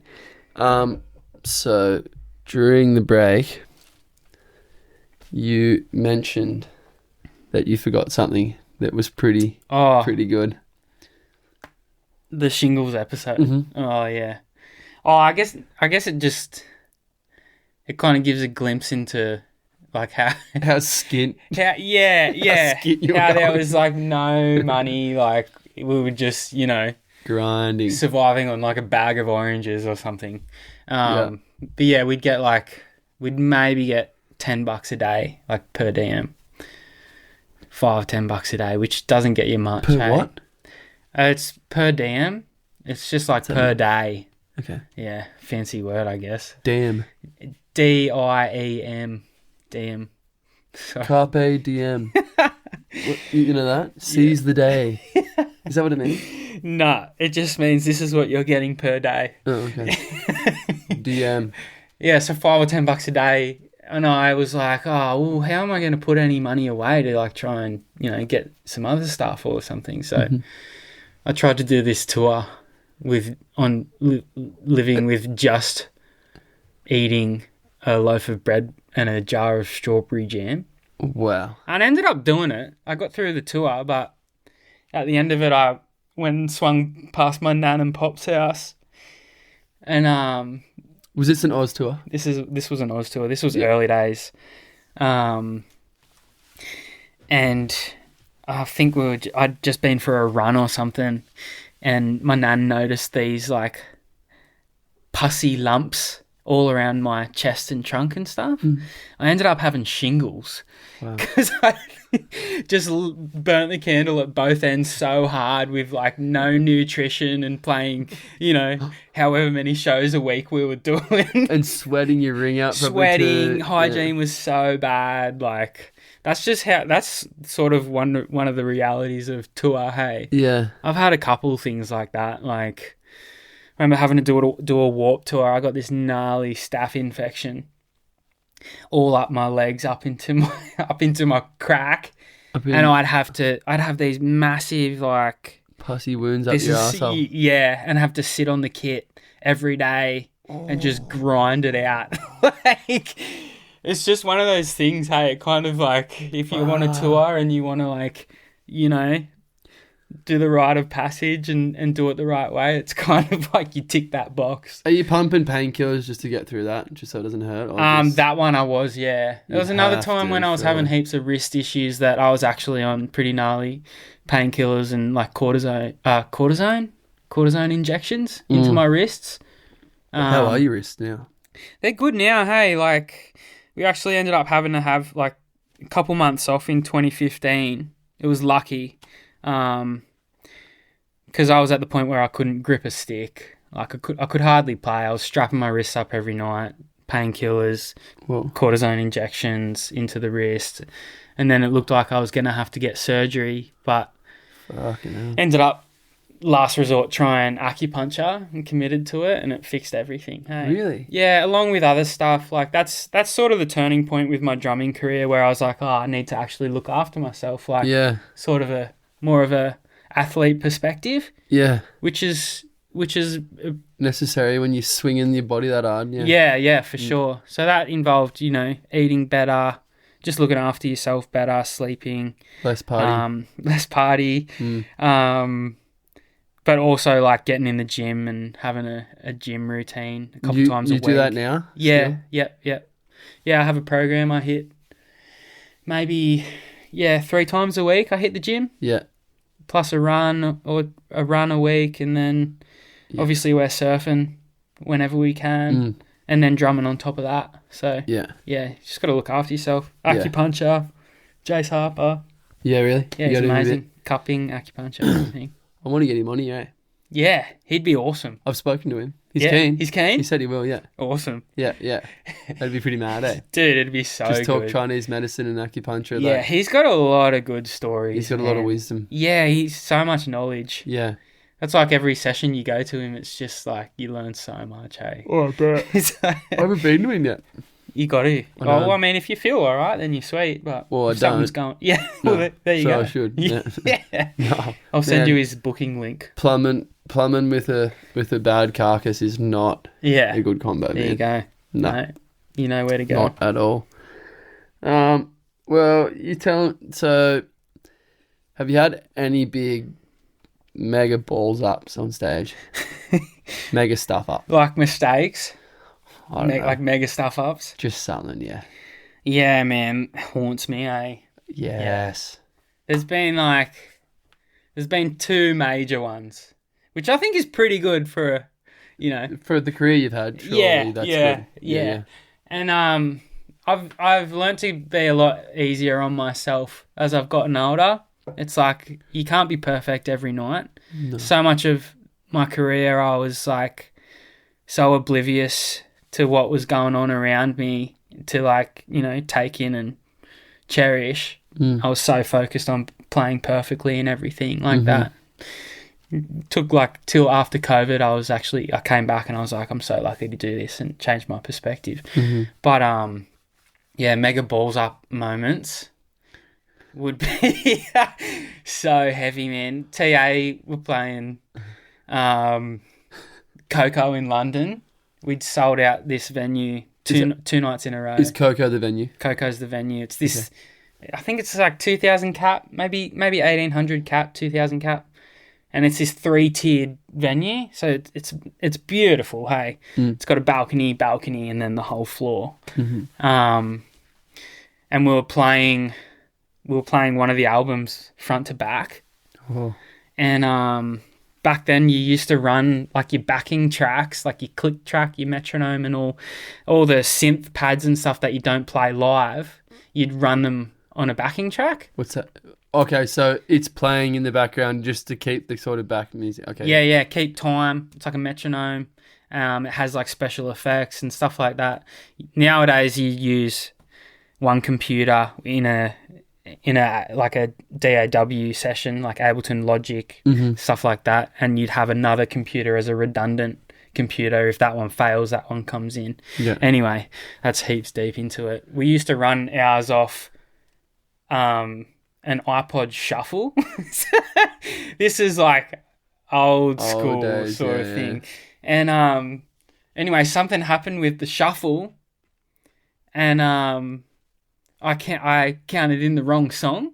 So I still haven't figured out whether I pressed the wrong button or whether something happened with like my sweat running into it, but just launched into it was the right song, but it was the wrong tempo. So it was like 50 BPM faster. So you've got your headphones in. And it's gone tick, tick, tick, tick, tick, tick, tick, tick, and I've just gone going, and I'm like, fuck, this is way too fast. And everyone's looking at me and I'm going, oh, it's the wrong song. So I just had to stop, like slowed it down, tried to do something like flashy, you know, to be like a ring out or something. And then got in my talk back to the other guys because we were all on ears. And I was like, I'm sorry guys, that was the wrong song. Anyway, we ended up playing the right song next, like got it back on track. But the whole gig, I was just thinking about that, the whole moment.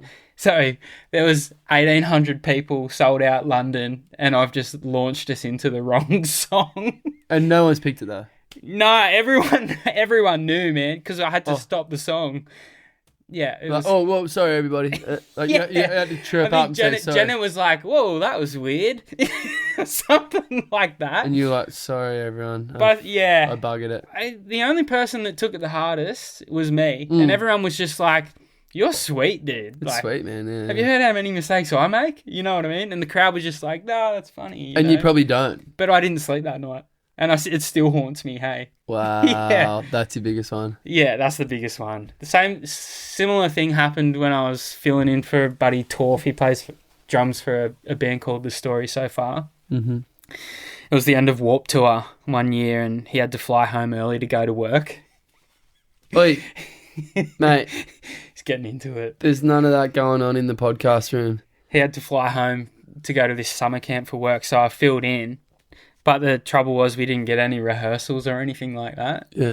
And a similar thing happened, but I managed to grab it and, you know, we flipped it and started the song again. You caught it? Caught it. So they're the biggest two. Yeah. Yeah, okay. Heavy though. Performing is hard, hey. If you put that pressure on yourself, it's like, it's one of the gnarliest things, hey, because you don't get a second chance. Nah. With recording and stuff, if you mess up, balls up, try again. You're like, oh, sorry, like let's run it back. Sorry, let's go. You know, let's go again. But live, if you make a mistake, it sticks out like a sore thumb, especially on drums. Hey, it's just like, that guy sucks. What the hell's going on there? Yeah. So yeah, it's pretty heavy. Just try not to think about it. Yeah. Just quickly too for the listeners, I wasn't telling you not to carry on in the podcast room. My dog was licking his private parts. He was getting in deep. He was getting in deep. Yeah, he was going so for it. We had to put a halt to that because it's a bit inappropriate. It's so Dutch, good. So there'll be no more of that. He's a good boy. Yeah. So because it's funny, like so often bands will fuck up in their show. And the audience doesn't know. Nah, never. Like, so often. And I reckon it's just so much cooler if you play it off and have a laugh. If you just go, you know what I mean? I just had an absolute shock, everyone. Yeah, and everyone's just like, yes, cheers. Bro. Yeah, because everyone's like 3 points deep already anyway. They're like, we don't care. At least. And they're there to see you. And if you balls up, it makes it human. Yeah. It makes it real. Yeah, exactly. Yeah. I think almost stuffing up like that is almost, in a way, a pivotal point where you can connect with the audience more because they're like, oh, you're real. Yeah, I'd you're agree. Human. Yeah. It's like when Russell Bjerke gets absolutely walloped, you're like, yes. You don't want to celebrate, but you're like, whoa, yes. He just got slammed. Thank goodness for that. It's almost like, yeah, it's a similar thing, hey. It's like, oh, it's not just me. You're happy about that. You get flogged and then Russell's behind you, like, yeah. Yeah, mad. Yeah. Strike rates are a little bit different, but yeah, I see what you mean. A completely different thing, but it's just like, there's nothing wrong with seeing someone having a balls up because you are human and people fuck up. Yeah, yeah. I think, it's good if you can get to the point where you're sweet with that. Because for me, it took quite a long time. It sounds like you haven't quite got there. Get me back on in like 4 years. We'll see how it's going. Yeah. So it's been 4 years since our last chat. In London, yeah. I'm all right now. I've gotten past that. Have you sought professional help or? Have you gotten past that? Wow, man. Yeah. So I guess to do a bit of research for this episode. I mean, I know what I know about you just from knowing you for a long time, but Yep. I asked some of your close friends, Okay. and one of those close friends was Trenny M. Trenny M. And his questions, I'll get them up so I don't balls them up for him. The drone master. The drone master. And he had some really good questions actually, which I thought was pretty cool. One question from Trenny M. What is Trenny M's last name? McAuliffe. McAuliffe. Yep. Okay, I just know. Hey, Dutch. Hey. Come on, mate. On your bed, please. Good boy. He's a good boy, he knows. But he also knows that podcast time is time for the mat. Yeah. So he's kind of stepping over the line there a little bit. Anyway, you just stay over there, come please. on, Dad. No. You've had dinner. It's just time to relax. Ears go up, see that? Zip, Yeah. Dinner? All right, sorry. Back to Trenny M. Trent McAuliffe. Yeah. So Trent, one of his questions was, do you have a time frame or plan on ever finishing up drumming or touring overseas? It's a tough one, eh? It is. You never really know what's going to happen. Yeah, it is a tough one. I mean, at least not for the next few years. No. I sort of feel like, I mean, you don't want to sound like a wanker or anything, but I sort of feel like I'm in the best. You're peaking. Sorta, you know, or the best years are just ahead of us. Mm-hmm. Good. But yeah, I mean, touring is, I don't know, you never know how sustainable it is, and you're always searching for what that right balance is, you know. But man, I love drumming. Yeah. I'll drum until I can't hold a stick anymore. Until your hands don't, yeah. Yeah. I still have the same love for it, like and passion that I did when I was a grom, you know. Mm-hmm. That's what I find really cool, because you hear heaps of people falling out of love with of course. their instrument when it becomes a job or whatnot. But yeah, for me personally, I'll keep drumming.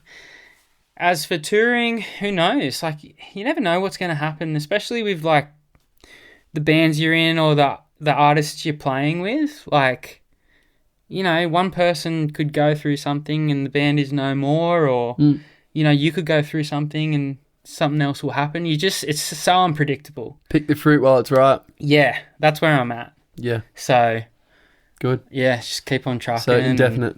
Indefinite, yeah. Good. Yeah. Good answer. I like it. Thank you. It's a great answer. Mm-hmm.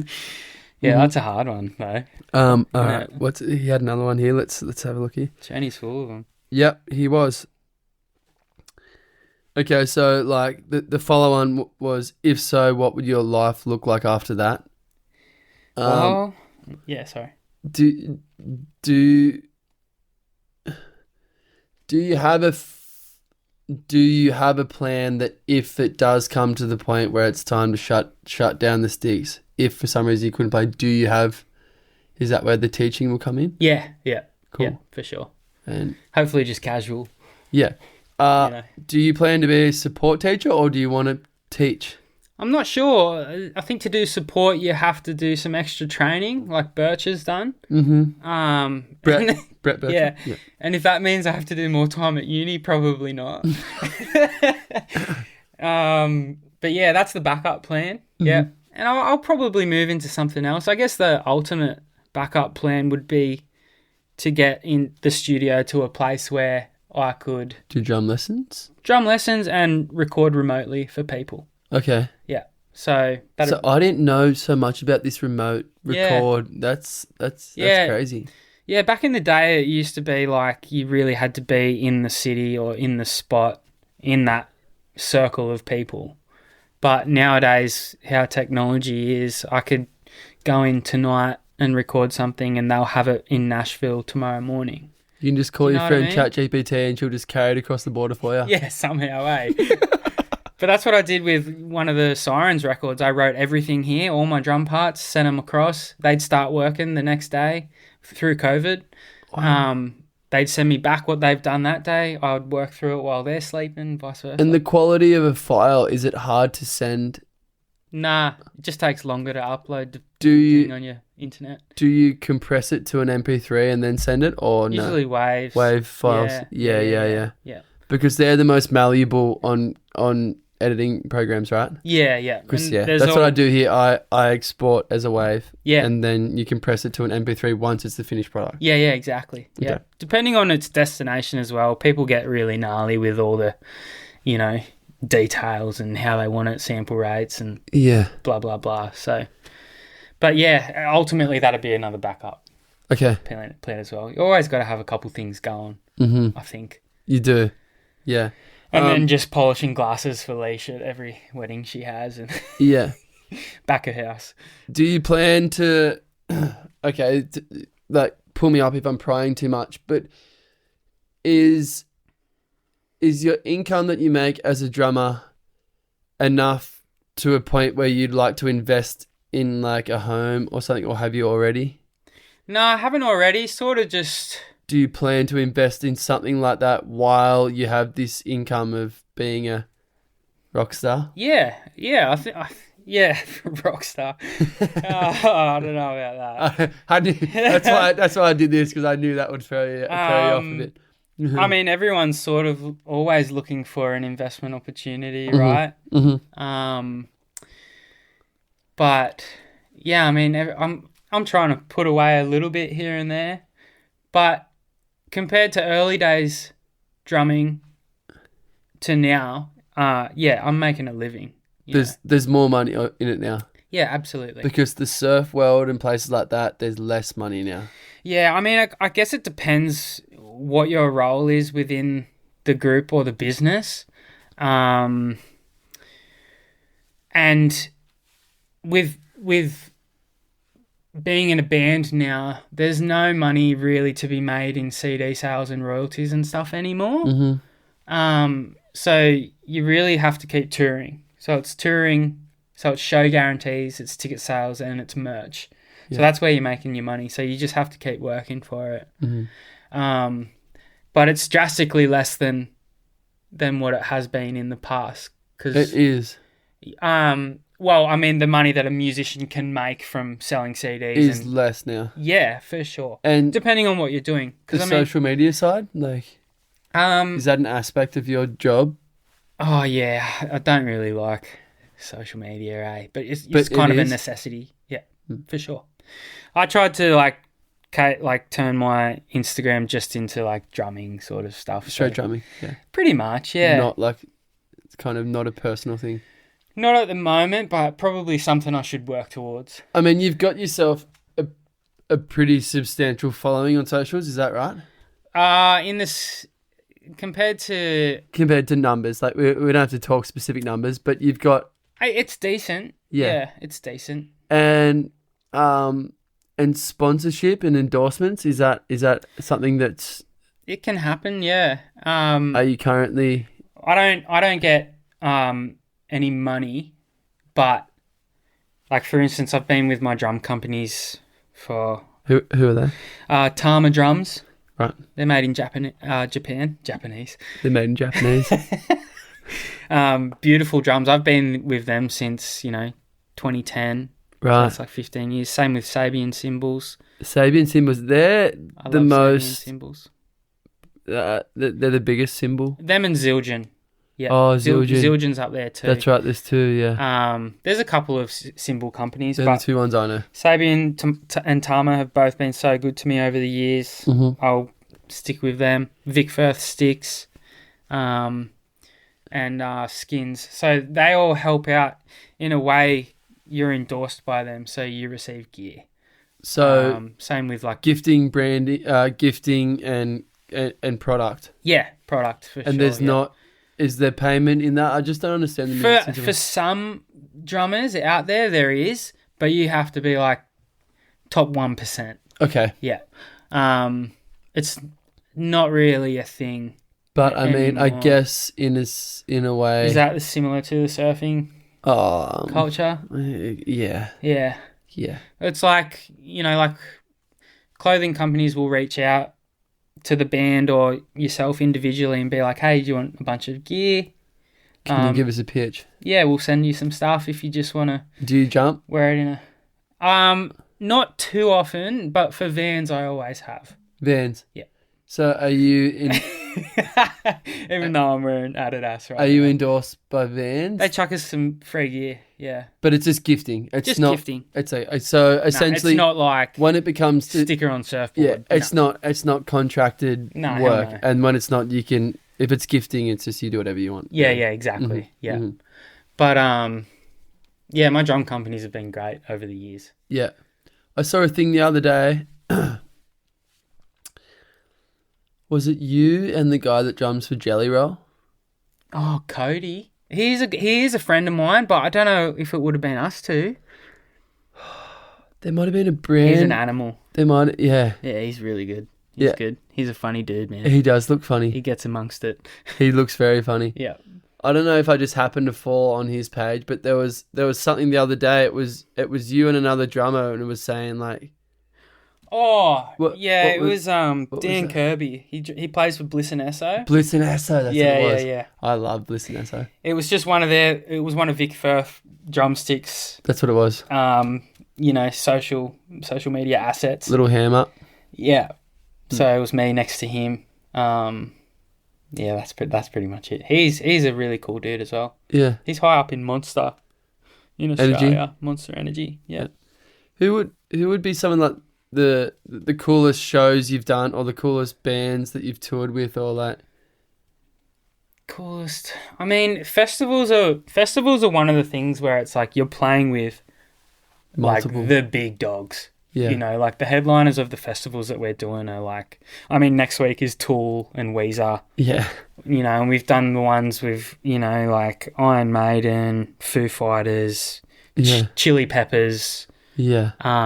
Avenged Sevenfold. Like, there's so many bands, but Yeah. they're always cool to be on the lineup with. But as for tours, Are you kicking around with him like backstage? not really. Hey, No. and I've never really been one to sort of do that either. Okay. I'm sort of just, you know, Floating around. yeah, float around, do my own thing. But they're always around the artist area, if that's what you mean, for sure. Yeah. But, you know, I'm not cracking beers with them and You're not? sitting down for an hour or anything, nah. Okay. I think like early on, it sort of became a thing where like we started to tour with all the bands that we loved and looked up to, and you just realize that they're all normal people like you, except a little bit older. They're just schmucks like the rest of us. Do you know what I mean? Yeah. It's like, and after meeting some of the people, it's like, kind of wish I never met them. Do you know what I mean? It is a thing, isn't it? You met your heroes, you're like, Yeah. Right. But yeah, like tours that have lasted, you know, a couple of weeks, months or whatever.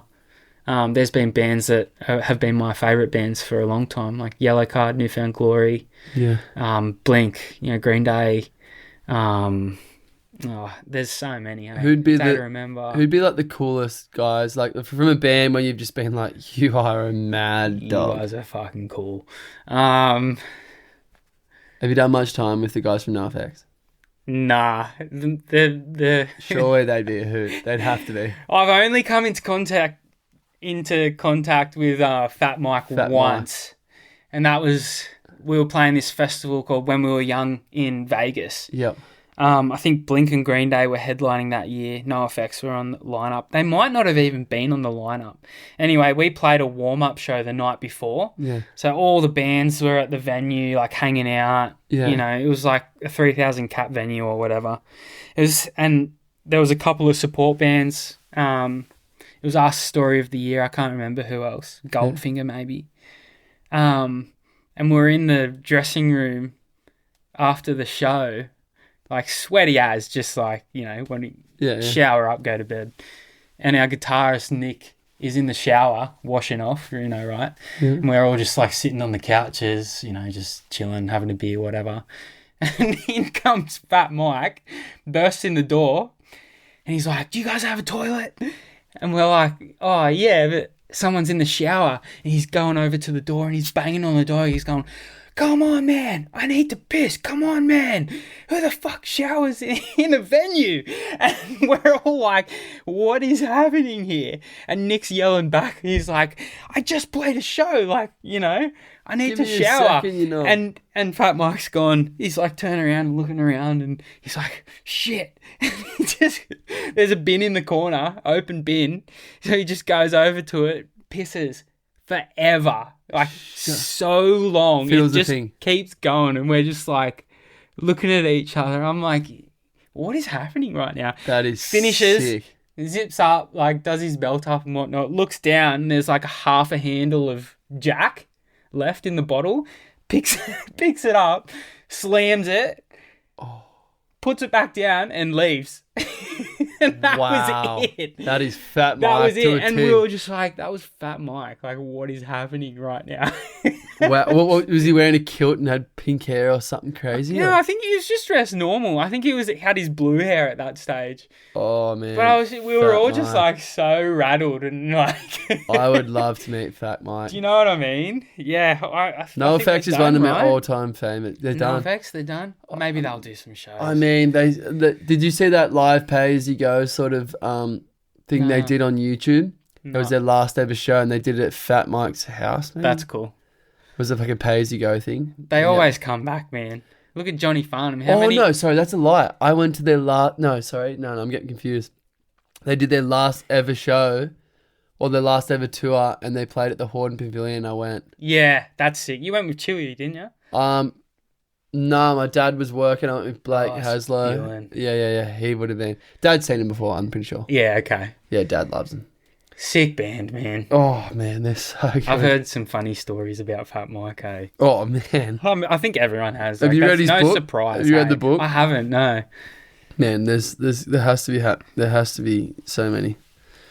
All right, another question from you, mate, Trenny M. If you could change anything about how your career has gone so far, what would that be? Oof. I mean, classically, I probably wouldn't change anything because I'm pretty happy with where things are at. I was hoping that would be the answer, kind of. Would I have done things differently, or like would the band have done some things differently? Probably, but you can't tell. Hey, like hindsight's 20/20, isn't it? Yeah. I think one of the maybe things I'd do differently with like Tonight Alive, for instance, is we were so hell-bent on proving ourselves on our own. So with each record, we were signed to Sony Music for 3 records and then we went independent. But for those first couple of records, like an example would be like on our first debut album, we had Mark Hoppus from Blink feature guest vocals on one of the songs. Yeah. And we were like, this is an ace, you know, but we decided to put it as the second last song on the record and not release it as a single. Whereas most bands would be like, let's put this out first. This is going to launch us. Like the trajectory is going to be amazing from this. But we were always like, nah, we don't want to be known for that. Trying to be on your own, own path. Yeah. And I mean, a similar thing still happened 4 records later when we got Corey Taylor from Slipknot. He did guest vocals on a record and we put it as the last song again. So, right. Didn't release it as a single. You know, a lot of people probably wouldn't even know that those guys are on our records. Do you know what I mean? Mark Hoppus and Corey Taylor. So I'd maybe like do things a little bit differently that way, but you know, in the moment, like kind of you believe in it and drop the pride and push it a little harder. Maybe, yeah, maybe. And I mean, there's always things that you'd change for sure. Yeah. But yeah, pretty funny, hey. Let's see, he's got a couple here. Oh, this is one from Brian Welsh. The white dog. The white dog. How'd he do it? He doesn't run his Instagram account, does he? No, I messaged him for this. Oh, that's cool. This is over text. Yeah. Wow. Okay. This is legit. Yeah, this is serious. Do you enjoy living the double life, or do you prefer or miss one more than the other? Heavy question, hey. Good one. That's a good one from Ryan. They're going good, man. They had some good questions. I was really into that. Yeah, I mean, that's one of the things that you struggle with massively, hey? I bet. It's almost like a double life, you Yeah. know? You spend so much time over in the States especially. Standing in front of 9,000 people and coming home and walking Naz Beach on your own with the dogs. Yeah, it's I wouldn't change it, but it definitely has its ups and downs for sure. Of course. I find the transition period quite hard. Like, you know, the first 2 weeks of either getting home or going away. There's certain patterns Leash and I have noticed in how I get with my behaviours and stuff like that. Do you want to disclose a bit of that? I think Leash should be able to tell you a bit better, but you know, it's the things of like, you know, something big's coming up, so you naturally put more anxious energy into it, and you start to act. Do you suffer from any form of mental health? Do you feel? No, I've been pretty good, but I've suffered Do you with get anxious? anxiety I bet. for a while now. I've always sort of been an anxious kid. Uh-huh. And yeah, it still lingers around for sure. Yeah. I mean, would you say you get more anxious going into a run of shows or coming home and trying to wind down from that? Oh, it's probably both, to be honest. Pretty equal. Yeah, I think coming home's always very difficult because you've been running on adrenaline for like 2 months. Like yeah. It's such a That's what I was turbulent wondering, lifestyle out on Yeah. the road. And then you get home and it's so much slower, so to speak. Yeah. And you go from your days being filled with, you know, having to be somewhere at this time it's so regimented. And then you get home and you still like turbocharged. Like, you It'd be know, hard you get to those moments in time where it's like wind down. your body thinks you're going on stage and it's not, you know. And you're going for a walk down it now. Yeah, or Rennie's or, you know, Bommy, like. But yeah, the double life, it definitely is a double life. But I think a lot of people sort of live that as well. And Yeah. Do you not prefer, or is there one that does you lit in more? When you're here, are you like, fuck, I feel like I should be out there doing more? Or when you're out there, you're like, oh, I feel like I'm missing and lacking more in the intimate kind of yeah, I think compressed, simple life? Or? I think these days it's easier to manage, like, because when I go out now, it's to work. Mm. And then, like you said before, when I'm home, I'm home. Mm. But it's, yeah, I mean, it just is what it is, and I can't really complain about the life I have You're happy because it's with it? so amazing. You're happy with the balance? I am. I'm happy Do you with feel the like balance. you've got the balance pretty well? I mean, sometimes I think I do, sometimes I think I don't. Yeah, it just all depends. And Leash, what does she think? I think Leash enjoys me being home, but I also think she enjoys having some time when I go on tour too. So it's hard for her too, you know. Like I come in like a whirlwind and then leave. She's so. busy, yeah. Like you said, she's got her fingers in a million pies. Yeah, but yeah, it's interesting. I don't know. It's interesting talking about yourself. It's kind of weird to like comment on a double life when there's a lot of people doing the double life. You know? Yeah. So, it's a good question from Welshie, though. It is a good question. Yeah, that's deep, man. Yeah. Did you write that from Weasel Stock? Maybe. His question, he said to me, he goes, I just don't know why I've waited this long to feel like this. Was his comment. I'm not gonna go into detail how he felt and what he felt, but you know what I mean? No, that was one of his questions. That's really good. And this is right after Weasel. That's cool. Trenny M and Welsh, Ryan Welsh have come out. They delivered for sure. They did. Yeah. And that kind of made me think I should make a little section from now on in interviews. Sections for sure. Well, just put it out there and just hear people who know or people who don't know and would like to know more. You know, like it's cool. Yeah, I like that. And you could do a thing of like, you know, posting a photo of the person upcoming guest. Yeah. What would you like to hear? Exactly. Or just on a story, be like, I've got Matty Best coming up this week. What do you want to know about him? Yeah, that's awesome. And open up a little tab for people because it's like people are listening and people want to know what they want to know. And for me to have the pressure of being like, what does everyone want to know? Yeah, I can't figure that all out. Put it to the punters. Put it to the punters. Let them punt. It's dope. Yeah, I agree. Is there any other questions? I mean, no. Okay. We'll go Done. back. No. Still in the hot seat. Stay in the seat, bro. There's plenty more. All right, so no, I'm up, like the audience questions are gone to rest. Cool. Now we're back to my program. Now it's personal. Yeah, now we're getting personal. So who would you say your greatest musical inspiration or influence would be? Or one of?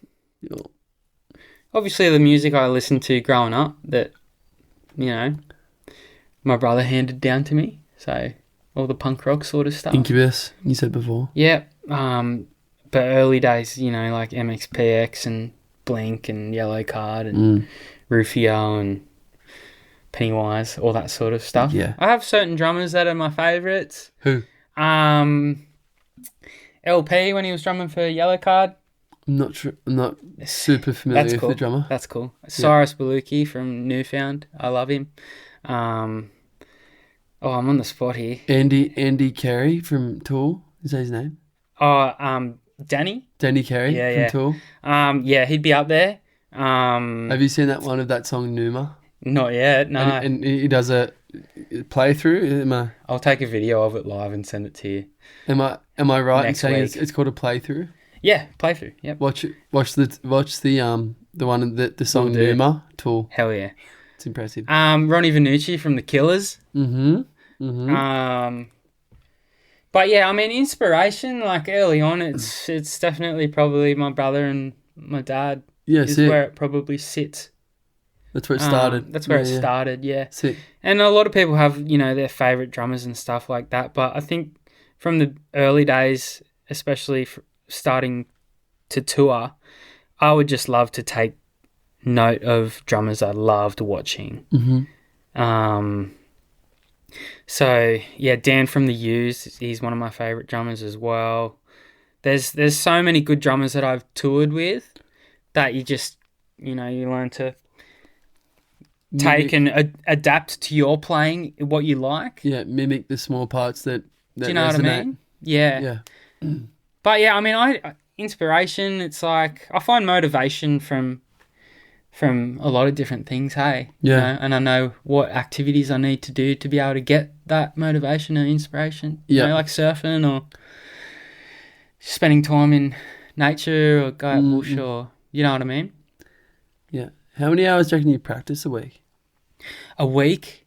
I probably do... I definitely play 5 days a week. Yep. Weekends off? It just depends on the schedule, really. Sometimes I'll go through the weekend.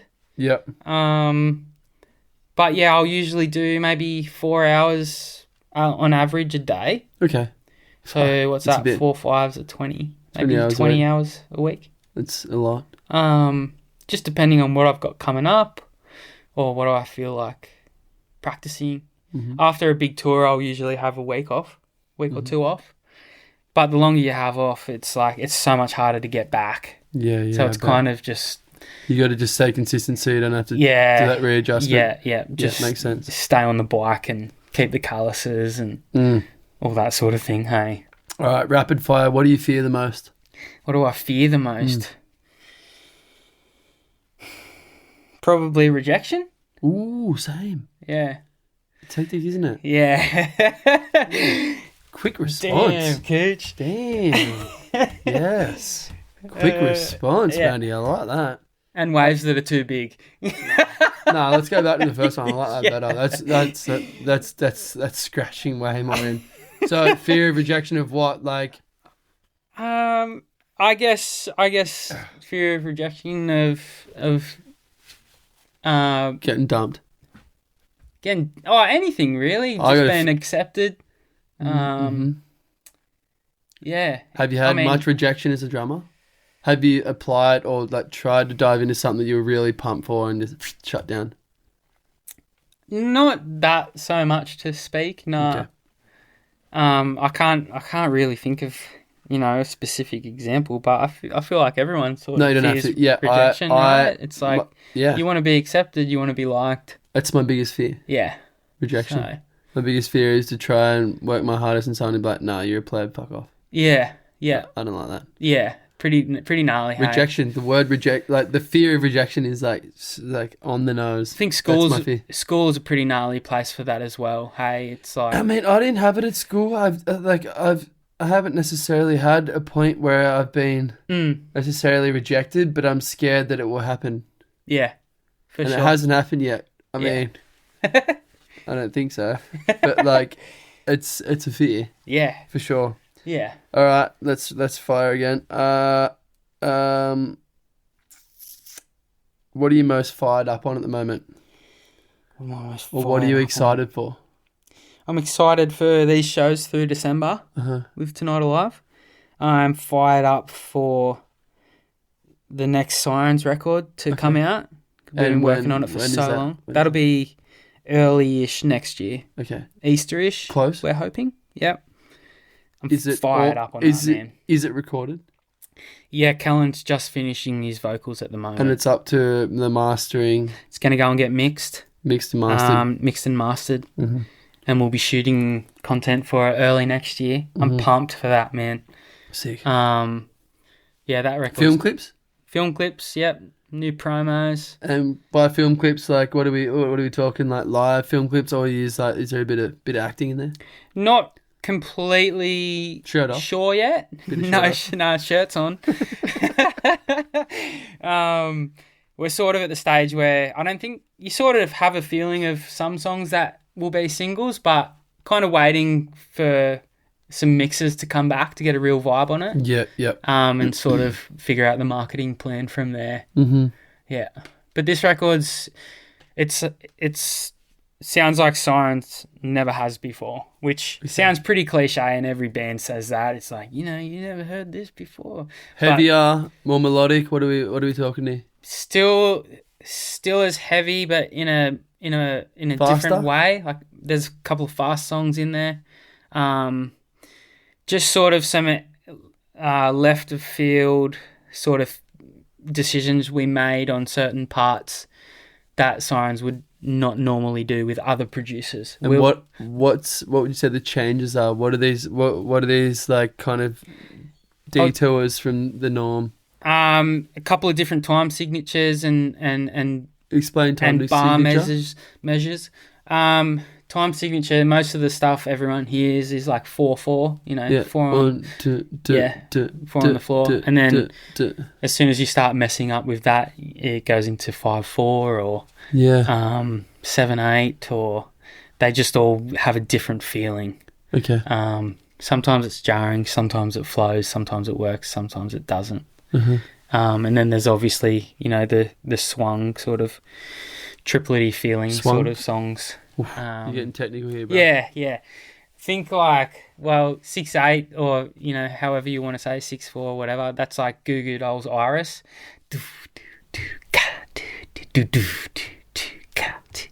You can count it out. Okay. 1, 2, 3, 4, 5, 6. 1, 2, 3, 4, 5, 6. It's pretty much just whatever the number is, that's how many quarter notes you have in the bar. Uh-huh. Yeah, I'll have to send you some songs so you can see the difference.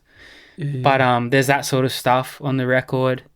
It sonically sounds a lot different to previous records in the sense that it's all real drums recorded in the room as opposed to sound replaced and stuff like that. Same with the guitars. They spent heaps of time sourcing the right tones and pedals with different heads and cabs and stuff like that. And what the guitarists is it all pretty distorted? Would you say tone wise? Yeah. This record, there's heaps of clean parts. Clean. Yeah, it's a beautiful blend of both. Okay. Yeah, heavy distortion, softer clean. Yeah. I mean, I'm excited for everyone to hear it because that's something I've found with would you this is a good question. So, would you consider the bands you play for, what genre would you consider? Metal? I would say Sirens are on the cusp of metal. Yeah, metal, hardcore, hard rock, alternative rock. Okay. But then the other side of Sirens is Kellen has such an amazing clean voice. He can scream, but he can do clean. So acoustic stuff is like a thing. Like Okay. they've done releases where, you know, it's like almost R&B sort of stuff. Like pop. Where does pop come into the equation? Pop just means like it's popularity of it. So pretty much everything can be pop. Okay. Does that make sense? Yeah, because I don't understand when people say pop rock and pop this. I'm like, yeah, well, like you're saying you're pop rock and you're saying you're pop rap, and it's like you're completely different. Why? I just like to leave the pop out of it. Hey. Okay. That's what I was trying to figure out with the pop. And then Tonight Alive is sort of it's rock. I guess it. Rock. I was gonna say pop rock. Pop rock. Can't now. Sort of. The word's escaping me. Hey, atmospheric. Progressional. Yeah, progressive rock sort of thing. Progressive. Is there metal elements in? Not really with Tonight Alive. Yeah, it's pretty in the rock lane. Okay. Yeah. Right. Yeah, but I'm terrible with genres as well. Like, I don't know what to call anything anymore. It's so hard. It's too hard. Well, I interviewed, Blake Furness? Yeah, I listened to that today. It was awesome. You did? Yeah, it was fantastic. Okay. So I interviewed Blake the other day, and I was trying to figure out, like, what the genre of sundial was. Oh, yeah. And I'm like, fuck, shit, that's hard. Like, I'm like, it's maybe, like, progressive, psychedelic, rock, jam, grunge. Yeah. Shit. There's so many different ones for that. I mean, like, because like sometimes they're so heavy and sometimes they're just really psychedelic rock, and I was like, phew. So I had to awesome music. So I had to call up Danielle and was like, Danny, can you tell me what your band is? And she's like, oh, like, I guess and she had to give me this spiel because for the intro for Blake, I'm like, he's in the Condiments, which is kind of like swing, jazz. Yeah. Sick band as well. Yeah, I mean, I can't remember what the exact spiel was. Have you ever tried Chat GPT for this sort of stuff? That's what I asked. It's honestly pretty bang on sometimes. That's what I asked for I asked them for the Condiments, and they gave me like a pretty good. But then also I had to word it so it was my wording, so it didn't sound kind of like phony. Yeah. But like Sundial, I'm like, oh man, mate. No, the intros are on point, mate. They gave me nothing. Sound good. You gave me nothing. All right, what's coming up then? Next week, got Good Things Fest. So Tonight Alive. Where's that? Festivals. That's just the East Coast now. Sydney. Yeah. Melbourne, Sydney, Brisbane. Yeah. All those festivals like Soundwave and stuff. We used to do the whole country, but it's just too expensive now. So yeah, it's just the East Coast. And then we've got a couple shows at the end of December. Just a couple of small headlines to... Just Tonight Alive shows? Just Tonight Alive shows, yep. For... there's a bar, music venue called Crowbar in Sydney. I know Brisbane. Crowbar. You know Crowbar? I love Crowbar. So Jake from Tonight Alive, he manages Crowbar in Sydney and Brizzy. So has Crowbar moved? It's in Leichhardt. I don't think it's moved. It's been there for a while. Because I was driving along the other day with my girlfriend, and I'm like, I've been there a few times. I don't remember being on that corner. That doesn't mean that it wasn't there. I mean, that venue was the Bald-Faced Stag for years. I don't know if you ever Because went to I went there. and watched this band called Masochist. Okay. You know them? Yeah. You do? I think they would have played at Crowbar. They played at Crowbar. That's where I went and saw them. When was that? Last year? Last year. Yeah. Okay. I went and watched them. You don't remember being on the corner? I don't remember it being on a corner. Nighttime, daytime's a different thing. It is. Yeah. And I was like, I'm driving along and I'm like, oh, that font looks like the Crowbar font. I'm like, no, it's not there. And I'm like, oh, no, that's it, Crowbar. And I'm like, have they moved or has... Nah, they've just done a bunch of really cool renos inside as well. They've made it more capacity. Has my mind moved? Yeah. Because it's daytime. Sounds like you left it inside the venue. That could have happened too, yeah. But yeah, I got those shows, Crowbar, Sydney, Crowbar, Brizzy, and then... That's pretty intimate. Yeah. I mean, not... Yeah, 600 cap. It's pretty cool. Yeah, I mean, considering the scale that you're playing, that's pretty intimate, right? Yeah, I love those gigs. Sick. Yeah, they're sick. When is that? December? End of December, yep. And then next year is... You playing... Is it a solo show? Like, is that a... TA? Yeah. Yeah, it is, yep. Straight TA. Mm-hmm. Yeah, there'll be a support band. Do you know who it is? Not sure yet. Yeah. We've been fortunate since we've come back that we can announce shows just on our own. See. And then figure out a support later. Whereas sometimes you need the support to sell the tickets. Right. But yeah, and then next year, Sirens record come out. We've got festivals pretty much every month for next year, and then we'll tour at the big headline tour at the end of the year in the fall. And Tonight Alive has some stuff in the UK, Europe next year as well, next May. So busy. That's what's coming up, and then just hanging out in Ulladulla and loving life here, trying to surf, hanging out with Leash and the dogs and the fam and some mates, and enjoy the silly season. Are you home for silly? It's upon us. Yeah. Are you home for it? I am. Yeah. The whole time? Yeah. Let's go. Yeah. Oh man, it's hectic, eh? Yeah. It's almost like a daunting feeling. You're like, this slight tug on the back of your neck. You're like, ooh, am I prepared for this? am I ready for this? All right, bruv. Yeah, thanks for having me on, man. I think I pretty much covered everything that I wanted to know. I think so too. I guarantee there's more, but there's always room for another episode. Yeah, you can re-up. Yeah. Yeah. But thanks for having me on, man. Yeah, bro. It was a pleasure. Thank you for coming on. I appreciate it. Anytime. And stoked to chat with you. Stoked to hear all that. I've always been wondering how it all goes when you just sort of vanish suddenly. Yeah. Suddenly you're there and then suddenly you're not. Yeah. And I'm like, what is he up to when he's not here? Yeah. Well, I guess maybe that gives a little bit of insight. A bit of insight does. Yeah. Thank you though, man. Thank you for coming. Appreciate it. And good night. Hell yeah, bro. No, bro. Thank you. Thank you.